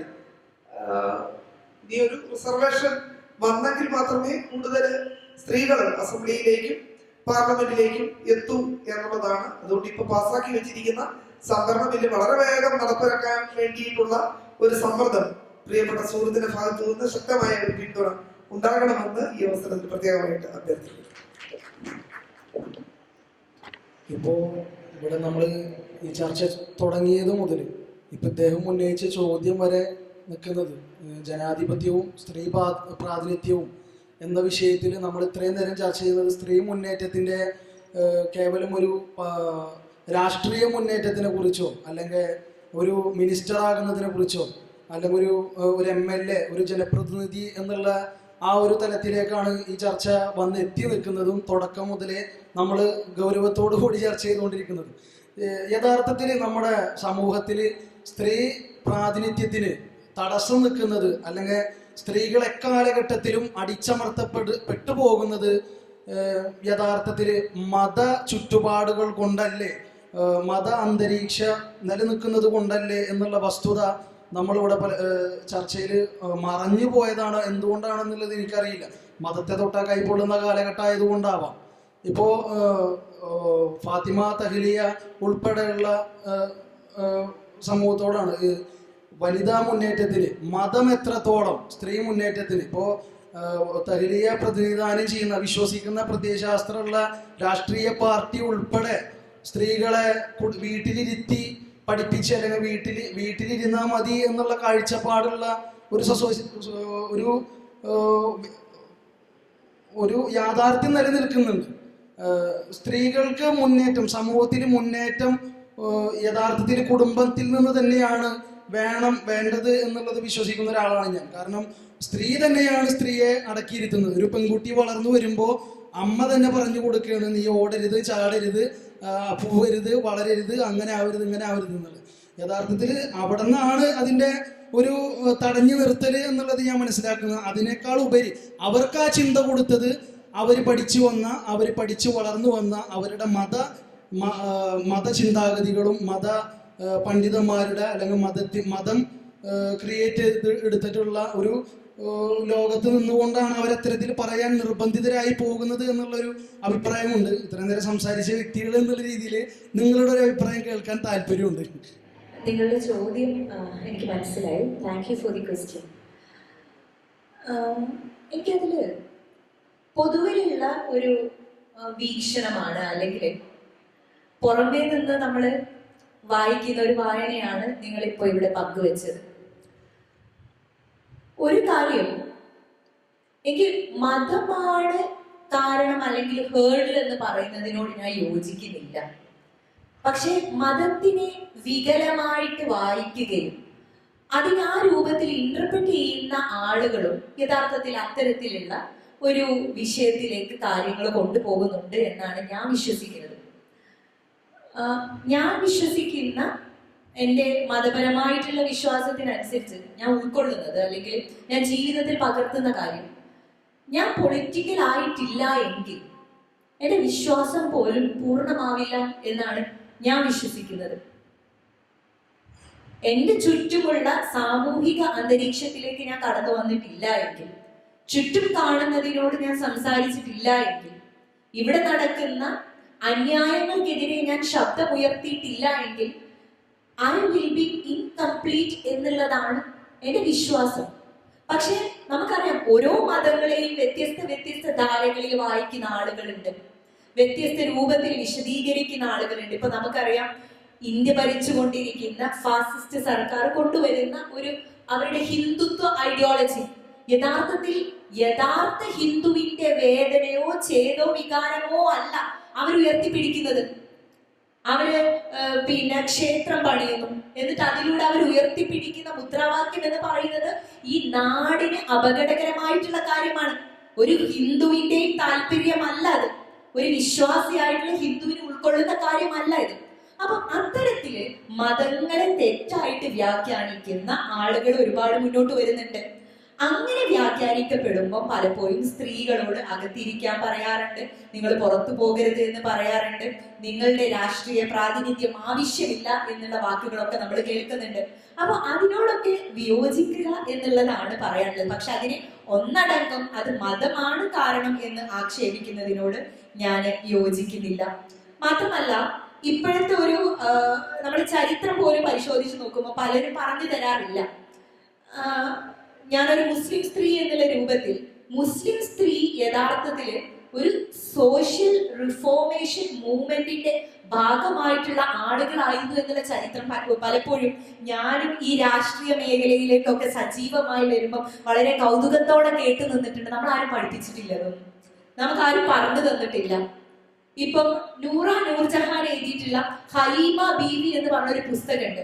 ഹു ഈസ് ഹലീമ ബീവി എന്ന് പറയുന്ന ആ സ്ത്രീയെ കുറിച്ച്, അവര് രാഷ്ട്രീയപരമായിട്ട് എങ്ങനെ ഇടപെട്ടിരുന്നു, അവര് ഒരു കാലത്ത് പിന്നെ എങ്ങനെയാണ് സ്ത്രീകളോട് കമ്മ്യൂണിക്കേറ്റ് ചെയ്തിരുന്നത്, അവരെങ്ങനെയാണ് ഈ രാഷ്ട്രീയ പ്രസ്ഥാനങ്ങളെ നയിച്ചിരുന്നത്. ഒരുപക്ഷെ ഇന്ന് വളരെ അത്ഭുതത്തോടെ ഞാൻ ഉൾപ്പെടെയുള്ള ആളുകൾ നോക്കിക്കാണും. ഒരു അക്കാലത്തെ മുസ്ലിം ലീഗ് എന്ന് പറയുന്ന സംഘടനയുടെ പ്രസിഡന്റ് സ്ഥാനത്ത് ഒരു സ്ത്രീ ഇരിക്കുക എന്ന് പറയുന്നത് അതിശയത്തോടെ കാണുന്ന ഒരു കാര്യമാണ്. അപ്പൊ അങ്ങനെയൊക്കെയുള്ള സ്ത്രീകൾ മുൻപ് ഉണ്ടായിട്ടുണ്ട്, അല്ലെങ്കിൽ ചരിത്രത്തിൽ ഉണ്ടായിട്ടുണ്ട്, സ്വാതന്ത്ര്യകാലത്തിന് മുൻപ് ഉണ്ടായിട്ടുണ്ട്. പക്ഷെ ആരും ആ ചരിത്രം പറഞ്ഞു തരുന്നില്ല. അതിങ്ങനെ മായ്ക്കാനുള്ള ശ്രമങ്ങളാണ് വ്യാപകമായിട്ട് നടന്നുകൊണ്ടിരിക്കുന്നത്. ഈ പേരുകളൊന്നും മുഖ്യധാരയിലേക്ക് കടന്നു വരരുത്.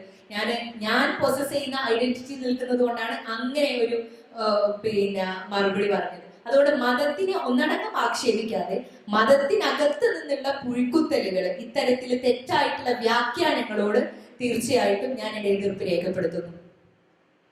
അമേരിക്കയുടെ മുൻ പത്രാധിപരോടെയായിരുന്നു ഹലീമ ബീവി, അത് നമ്മളറിയാം. സ്വന്തമായിട്ട് പത്രം നടത്തി. അടുത്ത ചോദ്യം. നമസ്കാരം. ചോദ്യം വേദിയിലിരിക്കുന്ന എല്ലാവരോടും കൂടിയാണ്. ചോദ്യമല്ല, ഒരു അഭിപ്രായമായിട്ട് രേഖപ്പെടുത്താം. ഇപ്പൊ ഈ ഒരു ടോക്ക് തുടങ്ങുന്നത് നമ്മളെന്ന് തന്നെ പറയട്ടെ. ഈ ഒരു ചർച്ച തുടങ്ങുമ്പോൾ തന്നെ ഫാത്തിമ സംസാരിച്ച് തുടങ്ങുമ്പോൾ പറഞ്ഞൊരു കാര്യമുണ്ട്. ഇത്തരം ചർച്ചകളൊക്കെ ഒരു ഇൻകംപ്ലീറ്റ്നെസ് അല്ലെങ്കിൽ ഒരു അപൂർണതയിലാണ് എപ്പോഴും. സ്ത്രീയും പ്രാതിനിധ്യവും എന്ന് പറയുന്ന ടോക്കുകളൊക്കെ ഒരു അപൂർണതയിലാണ് അവസാനിക്കുക. ശരിയാണ്, വളരെ ശരിയായിട്ടുള്ള ഒരു കാഴ്ചപ്പാടാണ്. അപ്പൊ എന്റെ ചോദ്യം എന്ന് പറയുന്നത്, നമ്മള് ഇപ്പൊ ഈ ഒരു 1.5 മണിക്കൂറിൽ ഈ ഒരു 1 മണിക്കൂറോളം നമ്മൾ പരസ്പരം സംസാരിച്ചിരിക്കുമ്പോഴും നമ്മൾ സംവാദങ്ങളിൽ ഏർപ്പെടുമ്പോഴും ഒക്കെ സ്ത്രീകൾ ഇന്ന് ഇന്ത്യയില് അല്ലെങ്കിൽ കേരളത്തില് അല്ലെങ്കിൽ ലോകത്ത് അനുഭവിച്ചുകൊണ്ടിരിക്കുന്ന പ്രശ്നങ്ങളെ പറ്റി, അത് പൊളിറ്റിക്സിലായിക്കോട്ടെ അല്ലെന്നുണ്ടെങ്കിൽ സൊസൈറ്റിയിൽ ഫിസിക്കലി ഓർ മെന്റലി ഒക്കെ അവർ അനുഭവിച്ചുകൊണ്ടിരിക്കുന്ന നമ്മൾ വായിച്ചും കണ്ടും കേട്ടും ഒക്കെ അറിയുന്ന കാര്യങ്ങളെ പറ്റിയാണ് സംസാരിച്ചുകൊണ്ടിരിക്കുന്നത്. അപ്പൊ ഇതിനപ്പുറത്തേക്ക് ഇപ്പൊ ഒരു ഫാത്തിമ ഒരു കാര്യം കൂടി സൂചിപ്പിച്ചിരുന്നു. വലിയ പൊളിറ്റിക്കൽ പാർട്ടികളുടെ ഒക്കെ തലപ്പത്തിരിക്കുന്ന വ്യക്തികളൊക്കെ പുരുഷന്മാരാണ്. അപ്പൊ ഇന്ന് നടന്നുകൊണ്ടിരിക്കുന്നത് ഈ പറഞ്ഞ പോലെ സ്ത്രീകൾ അവരുടെ നിർദ്ദേശങ്ങൾക്ക് അനുസരിച്ച് താഴെത്തട്ടിലേക്കുള്ള ആ ഒരു ബ്യൂറോക്രസിയിൽ വരുമ്പോൾ താഴെത്തട്ടിലേക്കുള്ള സ്ത്രീകൾ അവരുടെ നിർദ്ദേശങ്ങൾക്ക് അനുസരിച്ച് പ്രവർത്തിക്കാൻ ബാധ്യസ്ഥരായിക്കൊണ്ടിരിക്കുകയാണെന്നുള്ളതാണ്. അപ്പോ എന്തുകൊണ്ട് അതിനൊരു ഏറ്റവും വലിയ ഉദാഹരണമായിട്ട് ഇപ്പോ ഒരു രാജ്യത്തിന്റെ സുപ്രീം പവർ എന്ന് പറയുന്ന പ്രസിഡന്റ് നിലവില് നമുക്കറിയാം ഒരു സ്ത്രീയാണ്, ദ്രൗപദി മുർമു. അവര് പോലും BJP ഗവൺമെന്റിന്റെ ഒരു കൽപ്പാവയായിട്ട് ആണിപ്പോ പ്രവർത്തിച്ചുകൊണ്ടിരിക്കുന്നത് എന്നുള്ളതൊരു യാഥാർത്ഥ്യമാണ് എന്ന് തന്നെ ഞാൻ സമർത്ഥിക്കും. അപ്പൊ എന്റെ ചോദ്യം എന്ന് പറയുന്നത്, നടന്നുകൊണ്ടിരിക്കുന്ന പ്രശ്നങ്ങളെ പറ്റി വീണ്ടും വീണ്ടും വീണ്ടുമുള്ള ചർച്ചകൾക്കുപരി ഈ ഒരു ഷെല്ലിനെ എങ്ങനെ നമുക്ക് പൊട്ടിക്കാം, അല്ലെങ്കിൽ എങ്ങനെ ഈ ഒരു ഷെല്ലിൽ നിന്ന് പുറത്തു വന്നിട്ട് നമുക്ക് എന്ത് ചേഞ്ചിന് ഉണ്ടാക്കാം എന്നുള്ളതിനെ പറ്റിയുള്ള ചർച്ചകളല്ലേ ശരിക്കും ആവശ്യമായിട്ടുള്ളത് എന്നാണ് എന്റെ ചോദ്യം. മറുപടി ആരിൽ നിന്നും പ്രതീക്ഷിക്കുന്നു. Thank you. എനിക്ക് തോന്നുന്നു ഞാൻ പറഞ്ഞ അവതരണം അത് തന്നെയായിരുന്നു. നമ്മള് ഒന്ന് ഇൻകംപ്ലീറ്റ് എന്ന് പറയുന്നതിൽ അർത്ഥമൊന്നുമില്ല. ഇപ്പൊ നമ്മള് ന്യൂനപക്ഷങ്ങളുടെ പ്രശ്നമായാലും ദളിതരുടെ പ്രശ്നമായാലും ഇപ്പൊ സാഹിത്യ അക്കാദമിയുടെ ഒരു ഹാളിലിരുന്ന് അതിനൊരു അന്തിമ തീരുമാനമൊന്നും നമുക്ക് ഉണ്ടാക്കാൻ കഴിയില്ല. ഇതൊക്കെ പൊതു ഇടങ്ങളാണ്, നമ്മൾ പൊതുസമൂഹമാണ്. നമ്മളെല്ലാവരും ഇത്തരം കാര്യങ്ങളെ കുറിച്ച് വീണ്ടും വീണ്ടും ചർച്ച ചെയ്യുക, വ്യത്യസ്തമായ അഭിപ്രായങ്ങൾ സ്വീകരിക്കുക എന്നുള്ളത് തന്നെ ഒരു ജനാധിപത്യ പ്രക്രിയയാണ്. ആ പ്രക്രിയയുടെ ഭാഗമാവാണ്. ഇവിടെ വെച്ച് അതിനൊരു അവസാനം ഒരു പരിഹാരം കണ്ടിട്ട് പോകാൻ നമുക്ക് കഴിയില്ല. അതുകൊണ്ട് തന്നെ ഇതൊന്നും ഇൻകംപ്ലീറ്റ് എന്ന ആളുടെ അഭിപ്രായത്തോടെ ഞാൻ പൂർണ്ണമായിട്ട് വിയോജിക്കുകയാണ്. പക്ഷേ ഈ പറഞ്ഞ ഒരു കാര്യം, ഞാൻ പറഞ്ഞത് മുഴുവനും അത് തന്നെയായിരുന്നു. അതായത് ജനാധിപത്യ പ്രക്രിയ എന്ന് പറയുന്നത്, ആ ജനാധിപത്യ പ്രക്രിയയിൽ അത് രാഷ്ട്രീയ പ്രസ്ഥാനങ്ങളാണ് അല്ലെങ്കിൽ തെരഞ്ഞെടുപ്പാണ്, ഇതിനകത്തെല്ലാം തന്നെ സ്ത്രീകളുടെ പൂർണ്ണമായ പങ്കാളിത്തത്തോടു കൂടി മുന്നോട്ട് വന്ന് ആ രീതിയിൽ തെരഞ്ഞെടുക്കപ്പെട്ട് അങ്ങനെ നമുക്ക് ഈ സംവരണം എന്ന നമ്മുടെ നിയമപരമായ അവകാശത്തെ പൂർണ്ണമാക്കാനും അർത്ഥപൂർണ്ണമാക്കാനും പറ്റുള്ളൂ എന്നുള്ളതായിരുന്നു എൻ്റെ അവതരണത്തിന്റെ ഒരു കാതൽ എന്ന് പറയുന്നത്. കാരണം നേരത്തെ സൂചിപ്പിച്ചതുപോലെ ഒരാളെ ഇപ്പൊ പ്രഗ്യാ സിംഗിനെ പോലെയുള്ള ഒരു 200 പേരെ പാർലമെന്റിൽ കൊണ്ടുവെക്കുന്നത് കൊണ്ട് ഇവിടെ യാതൊരു തരത്തിലുള്ള ലിംഗനീതിയോ ഒരു മാറ്റമോ ഉണ്ടാകാൻ പോകുന്നില്ല. അതാണ് ഞാൻ നേരത്തെ പറഞ്ഞതിന്റെ പച്ചമലയാളം. അപ്പൊ ആരാണ് തെരഞ്ഞെടുക്കപ്പെടുക? അങ്ങനെ തെരഞ്ഞെടുക്കപ്പെടണമെങ്കിൽ ഞാൻ പറഞ്ഞതുപോലെ കുടുംബത്തിൽ തുടങ്ങേണ്ട ജനാധിപത്യ പ്രക്രിയ പാർലമെന്റ് വരെ എത്തുന്ന തരത്തിലുള്ള ഒരു മാറ്റം ഉണ്ടാകണം. അങ്ങനെയുള്ള മാറ്റം ഉണ്ടാക്കുന്നതിന് തരത്തിലുള്ള പ്രവർത്തനങ്ങൾ അത് നടക്കുന്നുണ്ട്, ഇല്ല എന്നല്ല. പിന്നെ മറ്റൊരു സുഹൃത്ത് ചോദിച്ച മതം, തീർച്ചയായിട്ടും അത് ബിന്ദു പലതവണ പറഞ്ഞതാണ്. മതം ഒരു വലിയ തടസ്സം തന്നെയാണ്, യാതൊരു സംശയമില്ല. ഇപ്പം ഫാത്തിമ പറയുന്നത് പോലെ ശരിയാണ്. എല്ലാ മതങ്ങൾക്കും, പ്രത്യേകിച്ച് സംഘടിത മതങ്ങൾക്ക് തീർച്ചയായിട്ടും അതിൻ്റെ ഉത്ഭവത്തിന്, അതിൻ്റെ തുടക്കത്തിന് ഒരു വിമോചന സ്വഭാവമുണ്ട് എന്ന് മാത്രമല്ല, ഒരു സമൂഹത്തിൽ വളരെ ഗുരുതരമായ ദുരന്തങ്ങളും പ്രശ്നങ്ങളും നിലനിൽക്കുന്ന ഒരു സമൂഹത്തിൽ മനുഷ്യർ മതവിശ്വാസികളാകും. അതാരും അത് എതിർക്കുന്നില്ല. ആ മതവിശ്വാസം എന്ന് പറയുന്നത് അവരുടെ സ്വകാര്യമായ ഒന്ന് തന്നെയാണ്. ആ മതവിശ്വാസമല്ല ഇവിടുത്തെ പ്രശ്നം.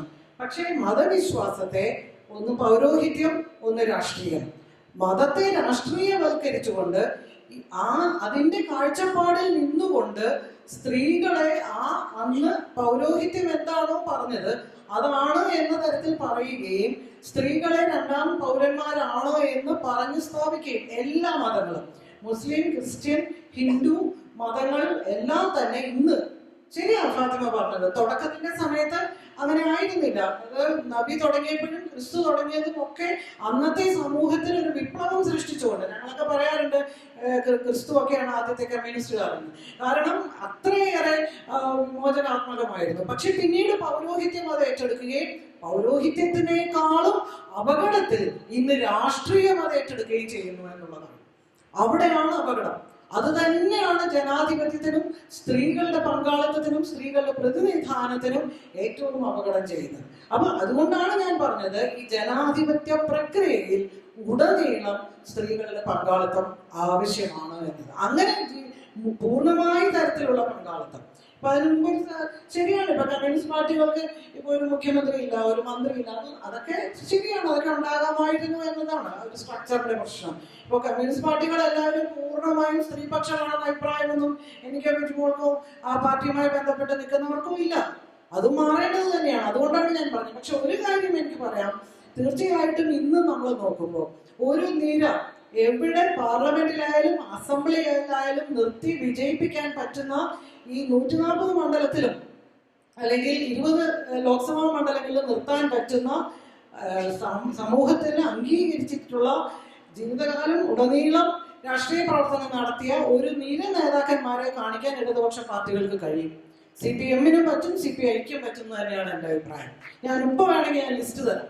അതവർ നിർത്തുമോ എന്നത് മറ്റു ചോദ്യം. പക്ഷെ ഉണ്ട് എന്നത് ഒരു വളർച്ചയുടെയും ഒരു വികാസത്തിന്റെയും ഭാഗം തന്നെയാണ്. അത് പ്രതീക്ഷ നൽകുന്നത് തന്നെയാണ് എന്നതിന് യാതൊരു സംശയവുമില്ല. എല്ലാവർക്കും നമസ്കാരം. മതത്തെക്കുറിച്ച് ആ സഹോദരൻ പറഞ്ഞത് 100% ശരിയാണ്. മതം തന്നെയാണ് സ്ത്രീകളുടെ എതിരായി നിൽക്കുന്ന പ്രധാന ഘടകം. മതത്തിന്റെ ആളുകൾക്ക് അതിന് വെള്ള പൂശാതിരിക്കാൻ പറ്റില്ല. ഇപ്പൊ ഫാത്തിമി അതിനെ വെള്ള പൂശാനൊക്കെ ശ്രമിച്ചു, നമ്മൾ കണ്ടു, സന്തോഷമായി കോമഡി കണ്ട പോലെ കേട്ടിരുന്നു. പക്ഷെ മതം തന്നെയാണ് ഏറ്റവും വലിയ പ്രശ്നം. മതത്തെ ഒഴിവാക്കിക്കൊണ്ടുള്ള രാജ്യങ്ങളിൽ സ്ത്രീ പ്രാതിനിധ്യമുണ്ട്, സന്തോഷമുണ്ട്. മതം ഇല്ല എന്ന് വിശ്വസിക്കുന്ന രാജ്യങ്ങൾ അവിടെ സ്ത്രീ പ്രാതിനിധ്യമുണ്ട്. സംവരണത്തിലൂടെയല്ല, അവിടെ സന്തോഷമുണ്ട്, ജനങ്ങൾ ആഹ്ലാദിച്ച് സന്തോഷിച്ച് ജീവിക്കുന്നുണ്ട്. പിന്നെ ഞാൻ ചോദിക്കാൻ ഉദ്ദേശിച്ച കാര്യത്തിന്റെ മറുപടി പാർവതി മാഡം പറഞ്ഞു. എന്നാലും ഞാൻ ഒരു ഇതിനു വേണ്ടി ചോദിക്കുകയാണ്. ഏതാളെയാണ് ഇപ്പൊ ഉദാഹരണത്തിന് എൻ്റെ നാട് പാണഞ്ചേരി, അവിടെ രാപ്പകൽ കഷ്ടപ്പെട്ട് പാർട്ടിക്ക് വേണ്ടി പണിയെടുത്ത ഒരാള് രാമേട്ടൻ, ഉദാഹരണം കേട്ടോ, രാമേട്ടൻ എന്നുള്ള കഥാപാത്രമാണ്. അങ്ങനെ ഒരാളില്ല, അങ്ങനെ ഒരാളുണ്ട്, പക്ഷെ അദ്ദേഹത്തിന്റെ പേരല്ല. ഇലക്ഷൻ ഡിക്ലെയർ ചെയ്തപ്പോ പറയാണ് പാണഞ്ചേരി വാർഡ് സ്ത്രീകൾക്ക് കൊടുത്തു. അപ്പൊ ഈ രാപ്പകൽ കഷ്ടപ്പെട്ട രാമേട്ടൻ അവിടെ പോയി അങ്ങനെ എന്നിട്ട് ഒരു സ്ത്രീനെ കൊണ്ട് നിർത്തി 5 കൊല്ലം എങ്ങനെയോ വലിച്ചെത്തിച്ചു. അപ്പൊ ഞാൻ ചോദിക്കുന്ന ഒരു ചോദ്യം, വളരെ സിമ്പിളായ ചോദ്യം. ഇന്ത്യയിലെ എല്ലാ മുഖ്യമന്ത്രിമാരും സ്ത്രീകളാകട്ടെ, ഇന്ത്യയിലെ അസംബ്ലിയിലും പാർലമെന്റിലും എല്ലാവരും സ്ത്രീകളാകട്ടെ, അന്നത്തെ പണി ചെയ്ത് കുടുംബം നോക്കുന്ന കോടിക്കണക്കിന് വരുന്ന ദരിദ്ര നാരായണന്മാർക്ക് ഇതുകൊണ്ട് എന്താണ് ഗുണം? രാമേട്ടൻ തന്നെയാണ് നമ്മുടെ മുഖ്യ പ്രശ്നം. ഇപ്പൊ രാമേട്ടന്മാരിങ്ങനെ നിൽക്കുക, ഒഴിഞ്ഞു തരുന്നില്ല. എത്ര ഫൈറ്റ് ചെയ്തിട്ടും രാമേട്ടന്മാരെ ഒന്ന് അതിജീവിച്ച് കയറാൻ ഞങ്ങൾക്ക് പറ്റുന്നില്ല എന്നുള്ളത് കൊണ്ടാണ് സംവരണം കൂടിയേ തീരും എന്ന വാശി. അത് എത്ര വേഗത്തിൽ നടപ്പാക്കാൻ കഴിയുമോ അത്ര വേഗത്തിൽ നടപ്പാക്കണം. തിരിച്ചൊരു ചോദ്യം ചോദിക്കട്ടെ സുഹൃത്തെ, ഈ രാമേട്ടന്മാരിരുന്നാൽ ഈ ദരിദ്ര നാരായണന്മാർക്ക് വലിയ നേട്ടങ്ങൾ വല്ലതും ഉണ്ടാകുകയില്ല. നമ്മുടെ രാജ്യത്ത് ചില നിയമങ്ങളും ചട്ടങ്ങളും ഒക്കെ ഉണ്ട്. അതിനെ അടിസ്ഥാനപ്പെടുത്തിക്കൊണ്ടാണ് അത് എല്ലാ സംവിധാനങ്ങളും തെരഞ്ഞെടുക്കപ്പെടുന്ന ചെറുതും വലുതുമായ ഒന്നിനെ ചെറുതും വലുതും എന്ന് പറയാൻ പറ്റില്ല, എല്ലാ തരം ഗവൺമെന്റുകളും പ്രവർത്തിക്കുന്നത് നമ്മുടെ രാജ്യത്തിന്റെ ഭരണഘടനയ്ക്ക് വിധേയമായിട്ടാണ്. ആ ഭരണഘടനയിൽ പറയുന്ന കാര്യങ്ങളെ അടിസ്ഥാനപ്പെടുത്തിക്കൊണ്ടുള്ള ബഡ്ജറ്റുകളും ക്ഷേമ പ്രവർത്തനങ്ങളും നിയമനിർമ്മാണങ്ങളും ഒക്കെയാണ് പാർലമെന്റിലും അസംബ്ലിയിലും ഒക്കെ നടക്കുക. അപ്പൊ സ്വാഭാവികമായി ഈ രാമേട്ടന്മാരെ അതിജീവിക്കുന്നതിനുള്ള ഒരു കരുത്ത് ആർജിക്കാൻ കഴിയുമെന്നൊരു പ്രതീക്ഷയിലാണ് തുടക്കത്തിൽ ഉണ്ടായിരുന്നത് എങ്കിൽ എത്ര ഫൈറ്റ് ചെയ്തിട്ടും ഇവിടെ പാർവതി ദേവി പറഞ്ഞ ഒരു പ്രശ്നമുണ്ട്. ഈ കുടുംബം എന്ന് പറയുന്ന ആ ഒരു കെട്ടിൽ നിന്ന് നമുക്ക് അത്ര പെട്ടെന്ന് പുറത്തേക്ക് കിടക്കാൻ കഴിയില്ല. പാർവതി ഇവിടെ സംസാരിച്ചുകൊണ്ടിരുന്നപ്പോൾ ഞാനിങ്ങനെ ആലോചിച്ചുകൊണ്ടിരുന്നത് 3 ഇരട്ടി 4 ഇരട്ടി ജോലികൾ ചെയ്യേണ്ടി വരുന്ന സ്ത്രീകൾ രാഷ്ട്രീയത്തിൽ കൂടെ വന്നപ്പോൾ രാഷ്ട്രീയത്തിന്റെ ജോലികൾ ചെയ്യണം, പാർട്ടിയുമായി ഉത്തരവാദിത്തപ്പെട്ട ജോലികൾ ചെയ്യണം, പഞ്ചായത്തിന്റെ ജോലികൾ ചെയ്യണം, കുടുംബത്തിന്റെ ഉത്തരവാദിത്തങ്ങൾ അതിന്റെ ഒരു കുറവും വരുത്താതെ കുടുംബത്തിന്റെ ഉത്തരവാദിത്തം എന്ന് പറഞ്ഞാൽ ഒരു സ്ത്രീ പല റോളുകളിലാണ് നിൽക്കുന്നത്. അപ്പം എല്ലാ ഉത്തരവാദിത്തങ്ങളും ഒരുപോലെ ഏറ്റെടുത്ത് ഭംഗിയായി നിർവഹിക്കുന്ന ആളുകൾക്ക് മാത്രമേ ഒരു നല്ല ഭരണാധികാരിയും ഒരു നല്ല രാഷ്ട്രീയക്കാരിയും ഒരു നല്ല അമ്മയും ഒക്കെ മരുമോളും അങ്ങനെ ഒത്തിരി വേഷങ്ങൾ ഒരുപോലെ കൈകാര്യം ചെയ്യേണ്ടതായി വരുന്നുണ്ട്. അപ്പൊ ഇതിനെയൊക്കെ അതിജീവിച്ചിട്ടാണ് ഈ പൊതുപ്രവർത്തന രംഗത്ത് ഇപ്പോഴും സ്ത്രീകൾ നിൽക്കുന്നത്. പിന്നെ ഇവിടെ പറഞ്ഞതിൽ ഒരു പൊളിറ്റിക്കൽ അക്കോമഡേഷൻ രാമേട്ടന്മാരാകാനുള്ള ഒരു അവസരം ഞങ്ങൾക്കുണ്ടായാൽ ഞങ്ങൾക്കത് കഴിയും എന്ന വിശ്വാസമാണ് എനിക്കുള്ളത്. അതുകൊണ്ട് പൊളിറ്റിക്കൽ അക്കോമഡേഷൻ ഈ ഒരു ഘട്ടത്തിൽ രാഷ്ട്രീയ പാർട്ടികളിലുള്ള ഒരു പൊളിറ്റിക്കൽ അക്കോമഡേഷൻ കൂടി നൽകുന്നതിന് അതിന് സംഘടനകൾ ഇപ്പൊ എനിക്ക് തോന്നുന്നു മറ്റ് ഇതിൽ നിന്നൊക്കെ വ്യത്യസ്തമായിട്ട് സംഘടനകൾ നന്നായി കുറച്ചുകൂടി ഈ രാഷ്ട്രീയത്തിലേക്ക് സ്ത്രീകളെ കൊണ്ടുവരേണ്ടതിന്റെ ഒരു ആവശ്യകത ബോധ്യപ്പെട്ട് ഒരുപാട് ഗ്യാരണ്ടിയുടെ ഭാഗമായിട്ടാണെങ്കിൽ പോലും സ്ത്രീകളൊക്കെ സംഘടിക്കാനും വേദികളിലെത്താനും ഒക്കെ ഒരു അവസരം ഉണ്ടായി തുടങ്ങിയിട്ടുണ്ട്. മറ്റൊന്ന് എനിക്ക് പറയാൻ തോന്നിയൊരു കാര്യം, ഈ മതങ്ങളുടെ ഒരു ഇടപെടൽ എൻ്റെ ഒരു വ്യക്തിപരമായ അഭിപ്രായം, മതങ്ങൾ നന്നായി ഞങ്ങളെ കൂട്ടിയിട്ട് അടച്ചു വെച്ചിരിക്കും. ഒരു വിധത്തിലും പറക്കാനുള്ള ഒരു ചെറിയ ഓപ്പണിംഗ് എങ്കിലും ഉണ്ടോ എന്ന് ചോദിച്ചാൽ ഇല്ല എന്നുള്ളതാണ് സത്യം. അത് ഏത് മതമെടുത്ത് പരിശോധിക്കുമ്പോഴും അതിന്റെ നന്മകളെ ഒന്നും ഞാൻ ഇല്ല എന്ന് പറയുന്നില്ല, നന്മകളൊക്കെ ഉണ്ട്. അതേസമയം തന്നെ എത്ര നന്മയുണ്ടോ അതിന്റെ 100 ഇരട്ടി സ്ത്രീകളെ ഇങ്ങനെ ടൈറ്റ് ചെയ്ത്, അത് വിദ്യാഭ്യാസത്തിന്റെ കാര്യത്തിലായാലും സാമൂഹ്യ ഇടപെടലിന്റെ കാര്യത്തിലായാലും തൊഴിലിന്റെ കാര്യത്തിലായാലും ഒന്നും വേണ്ട, ഈ പ്രാർത്ഥിക്കാൻ എങ്കിലും നമുക്കൊരു അവസരം ഉണ്ടാകട്ടെ. ദൈവത്തോട് അടുത്ത് നിന്ന് പ്രാർത്ഥിക്കാൻ ഒരു സ്ത്രീക്കും അവകാശമില്ലല്ലോ, ദൈവത്തെ തൊടാൻ ഒരു സ്ത്രീക്കും അവകാശമില്ല. അത് അച്ഛനായാലും കൊള്ളാം, മുസ്ലിയായാലും കൊള്ളാം, പൂജാരി ആയാലും കൊള്ളാം. അപ്പോൾ സ്ത്രീക്ക് അങ്ങനെ ഒട്ടനവധി പരിമിതികൾ ഉണ്ട് എന്നുള്ളതാണ് പ്രിയപ്പെട്ട സുഹൃത്തിന്റെ ചോദ്യം കേട്ടപ്പം എനിക്ക് തോന്നിയത്. അതുകൊണ്ട് ഇങ്ങയുടെ അഭിപ്രായത്തോടാണ് ഞാൻ യോജിക്കുന്നത്. നമസ്കാരം. എൻ്റെ ചോദ്യം വിജുവൽ മാമിനോടാണ്. കേന്ദ്രമന്ത്രിയായ ശന്തനു താക്കൂർ ഒരു 2 മണിക്കൂർ മുമ്പ് പുള്ളി പറയുകയുണ്ടായി, അതായത് പൗരത്വ ഭേദഗതി ബില്ല് വരുന്ന 7 ദിവസത്തിനുള്ളിൽ രാജ്യത്തിൽ നടപ്പിലാക്കാൻ പോകാന്ന് പറയുന്നു. അതിൽ മൈനോറിറ്റി കമ്മ്യൂണിറ്റിയായ മുസ്ലിംസിനെ ഇൻക്ലൂഡ് ചെയ്തിട്ടില്ല. ഇതുകൊണ്ട് ഈ ഒരു സമയത്ത് അവരെന്തുമാണ് ഉദ്ദേശിക്കുന്നത്, ലൈക്ക് അവരെന്ത് പൊളിറ്റിക്കൽ ഗെയിൻ ആണ് ഇതിൽ നേടാൻ ഉദ്ദേശിക്കുന്നത്? ഇതാണ് എൻ്റെ ചോദ്യം. Question is clear. പൗരത്വ ബില്ല് എന്ന് പറയുന്നത് ഒരു വോട്ട് ടെക്നിക്കാണ്. എനിക്ക് തോന്നിയൊരു കാര്യം, ആളുകളെ ഈ പൗരത്വ ബില്ലിന്റെ പേര് പറഞ്ഞിട്ട് പൗരത്വ ബില്ല് നടപ്പാക്കിയ സ്റ്റേറ്റുകളിലൊക്കെ നമ്മൾ കണ്ടു.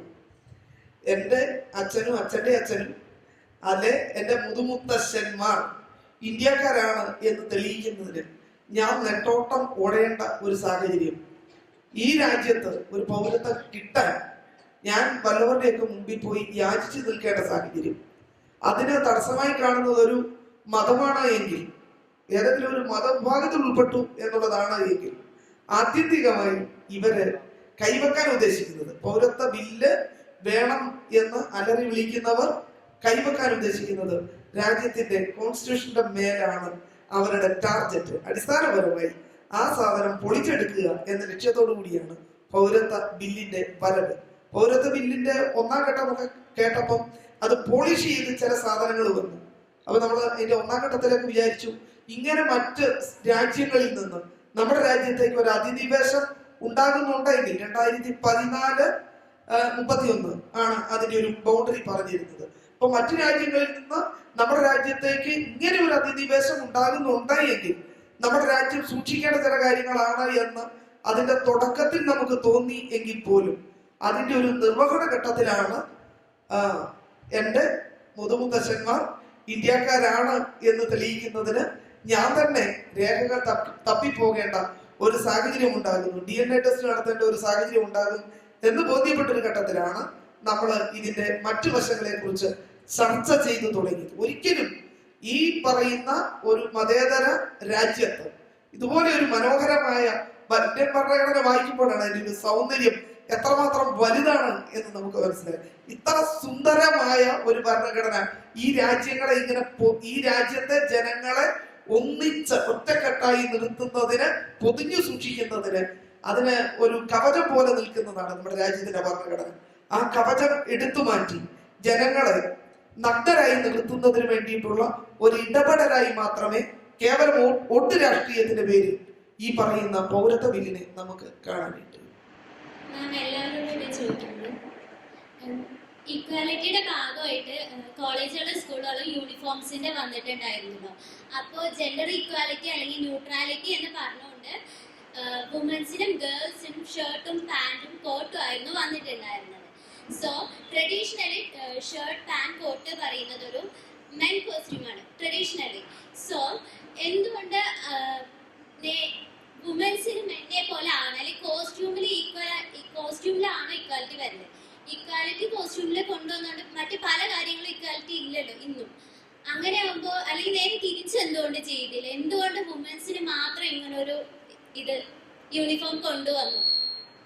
ഇതിലെനിക്ക് നേരത്തെ അദ്ദേഹം പറഞ്ഞ കിട്ടപ്പൻ ചേട്ടന്റെ ഒരു കാര്യം പറയാനുണ്ട്. ഈ കിട്ടപ്പൻ ചേട്ടന്മാര് രാമേട്ടനാണോ? ഓക്കെ, അതില്ലല്ലോ. ഓക്കെ, രാമേട്ടന്മാർക്ക് അവർക്കുള്ളിലൊരു ആദിയുണ്ട്. ഞങ്ങളങ്ങ് മാറിക്കൊടുത്താല് പിന്നെ ഇതൊന്നും ഞങ്ങൾക്ക് തിരിച്ചു കിട്ടില്ല എന്നുള്ള ഒരു ആദി സ്വാഭാവികമായിട്ട് ഈ ആളുകളുടെ ഒക്കെ ഇടയിലുണ്ട്. അത് ആക്ച്വലി നമ്മൾ ഈ psychology of women and men പഠിച്ചു നോക്കുമ്പോൾ ഒരു കാര്യം മനസ്സിലാവും.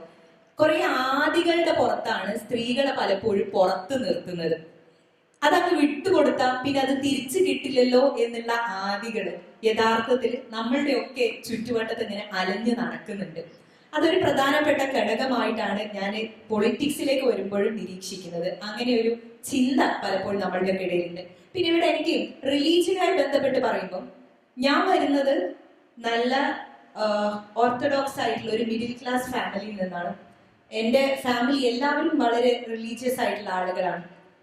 എനിക്ക് തോന്നുന്നത് ഇന്ത്യൻ ഭരണഘടന നമുക്ക് വിശ്വസിക്കാനുള്ള അവകാശം തന്നിട്ടുണ്ട്, വിശ്വസിക്കാതിരിക്കാനുള്ള അവകാശവും തന്നിട്ടുണ്ട്. നിങ്ങൾക്ക് ഈത്തിസ്റ്റ് ആവാൻ പറ്റും, നിങ്ങൾക്ക് ഏത് മതത്തിലും വിശ്വസിക്കാൻ പറ്റും, അല്ലെങ്കിൽ ഏത് സിദ്ധാന്തത്തിലും വിശ്വസിക്കാൻ പറ്റും. And state does not possess a religion. സ്റ്റേറ്റിന് ഒരു മതവും ഇല്ല എന്നുള്ളത് വസ്തുതയാണ്. അപ്പൊ അങ്ങനെ ഇരിക്കുമ്പോൾ വിശ്വാസമില്ലാത്ത ആൾക്ക് നൽകേണ്ട അതേപോലെ അവസ്ഥയും അവസ്ഥാന്തരവുമാണ് വിശ്വാസമുള്ള ആൾക്കും ഉണ്ടാവേണ്ടത് എന്ന് ഞാൻ കരുതുകയാണ്. എനിക്ക് എൻ്റെ ജീവിതത്തിൽ ഞാൻ നയിക്കുന്ന കാര്യം, ഞാൻ മുന്നോട്ട് വെക്കുന്ന കാര്യം, എൻ്റെ മതത്തിൽ അല്ലെങ്കിൽ ഞാൻ ഉൾക്കൊള്ളുന്ന ആശയത്തിൽ അടിയുറച്ച് വിശ്വസിച്ചുകൊണ്ട് രാഷ്ട്രീയ പ്രവർത്തനം നടത്താൻ പറ്റുക, അതിനു വേണ്ടിയിട്ടുള്ള ശ്രമമാണ് നടത്തിക്കൊണ്ടിരിക്കുന്നത്. ഇവിടെ നിങ്ങൾ ഈ പറയുന്ന നമ്മള് ഇംഗ്ലണ്ടിലൊക്കെ കണ്ടിരുന്ന ഒരു ഫ്യൂഡൽ സിസ്റ്റം ഉണ്ട്. അവിടെ ഉണ്ടായിരുന്ന ഒരു ക്ലർജി ക്ലാസ് കമ്മ്യൂണിറ്റിയുടെ ഒരു ഇടപെടലുണ്ട് പൊളിറ്റിക്സിലേക്ക്, അവിടുത്തെ സ്റ്റേറ്റ് ഇന്റർഫിയറൻസിലേക്ക്. അത് ഇന്ത്യയിൽ ഇല്ല. ഇന്ത്യയുടെ കോൺസ്റ്റിറ്റ്യൂഷന്റെ പ്രത്യേകത എന്ന് പറയുന്നത് ക്ലർജി ക്ലാസ്സിന് ഇതിൽ ഇൻവോൾവ് ചെയ്യാൻ പറ്റില്ല എന്നുള്ളതാണ്. പക്ഷെ ഇൻഡയറക്ട്ലി അവർ ഇൻവോൾവ് ആവുന്നുണ്ട് എന്നുള്ളതിനെ ഞാൻ നിഷേധിക്കുന്നില്ല. ഇൻഡയറക്ട്ലി ഈ രാജ്യത്തെ ഇലക്ട്രൽ പ്രോസസ്സിൽ എല്ലാ തരത്തിലുള്ള ഇടപെടലുകളും ഉണ്ട് എന്നുള്ള പോലെ തന്നെ ഈ പറയുന്ന ഈ ക്ലർജി ക്ലാസിന്റെ ഇൻവോൾവ്മെന്റ് ഇതിലുണ്ട്. അപ്പം തൊട്ടപ്പുറത്തിരുന്ന ആ കുട്ടി ചോദിച്ച ക്വസ്റ്റ്യൻ ഉണ്ട്, നമുക്ക് എങ്ങനെ ഇതിന് എന്താ ഒരു മോചനം എന്നുള്ള ഒരു ക്വസ്റ്റ്യൻ ചോദിച്ചു. എനിക്ക് തോന്നിയ കാര്യം എന്ന് വെച്ചാൽ നമുക്ക് ക്ലീൻ ചെയ്യാൻ പറ്റുക. നമ്മളുടെ ഈ ജനാധിപത്യ വ്യവസ്ഥയിൽ ഇപ്പൊ വീട്ടില് ജനാധിപത്യം കൊണ്ടുവരിക. വീട്ടിൽ എന്തുകൊണ്ട് സ്ത്രീക്ക് പുറത്തേക്ക് ഇറങ്ങി രാഷ്ട്രീയ പ്രവർത്തനം നടത്താൻ പറ്റുന്നില്ല എന്ന് ചോദിക്കുമ്പോൾ അച്ഛനെ പോലെയല്ല അമ്മയെ കാണുന്നത്, സ്ത്രീയെ പോലെയല്ല പുരുഷനെ കാണുന്നത്, അനിയത്തെ കാണുന്ന പോലെയല്ല അനിയനെ കാണുന്നത്. അപ്പൊ അവിടെ ഈ പറയുന്ന ഇത് എത്ര വർക്ക്ഔട്ട് ആവുന്നുള്ളത് ഒരു ക്വസ്റ്റ്യൻ ആട്ടോ. എല്ലാവർക്കും ഈക്വൽ ആയിട്ടുള്ള സ്പേസ് കൊടുക്കുകയും ഈക്വലി റെസ്പെക്ട്ഫുൾ ആയിട്ടുള്ള അറ്റ്മോസ്ഫിയർ ക്രിയേറ്റ് ചെയ്യാൻ വീട്ടിൽ പറ്റണം, പുറത്ത് പറ്റണം, നമ്മൾ പോകുന്ന വേർഷിപ്പ് ചെയ്യുന്ന പ്ലേസിൽ പറ്റണം, എല്ലായിടത്തും പറ്റണം. അപ്പൊ അങ്ങനെ ഇരിക്കുമ്പോൾ മതത്തിന് കുറ്റം പറയുന്നതിനപ്പുറത്തേക്ക് ആ മതം വിശ്വസിക്കുന്ന ആൾക്കും ആ വിശ്വാസം ഉൾക്കൊണ്ടുകൊണ്ട് രാഷ്ട്രീയ പ്രവർത്തനം നടത്താൻ പറ്റുക എന്നുള്ളതാണ്. പിന്നെ ഞാൻ ഈ ക്വസ്റ്റ്യനിലേക്ക് വരുന്നു കേട്ടോ. ജെൻഡർ ന്യൂട്രാലിറ്റി എന്ന് പറഞ്ഞ ക്വസ്റ്റ്യൻ, അതിന് ഞാൻ കണക്കാക്കുന്നത് അതൊരു ഉട്ടോപ്പിയൻ തിയറി ആയിട്ടാണ്. വെസ്റ്റേൺ വേൾഡില് തോറ്റ് നടപ്പാകാതെ പോയ ഒരു കാര്യമാണ് ജെൻഡർ ന്യൂട്രാലിറ്റി.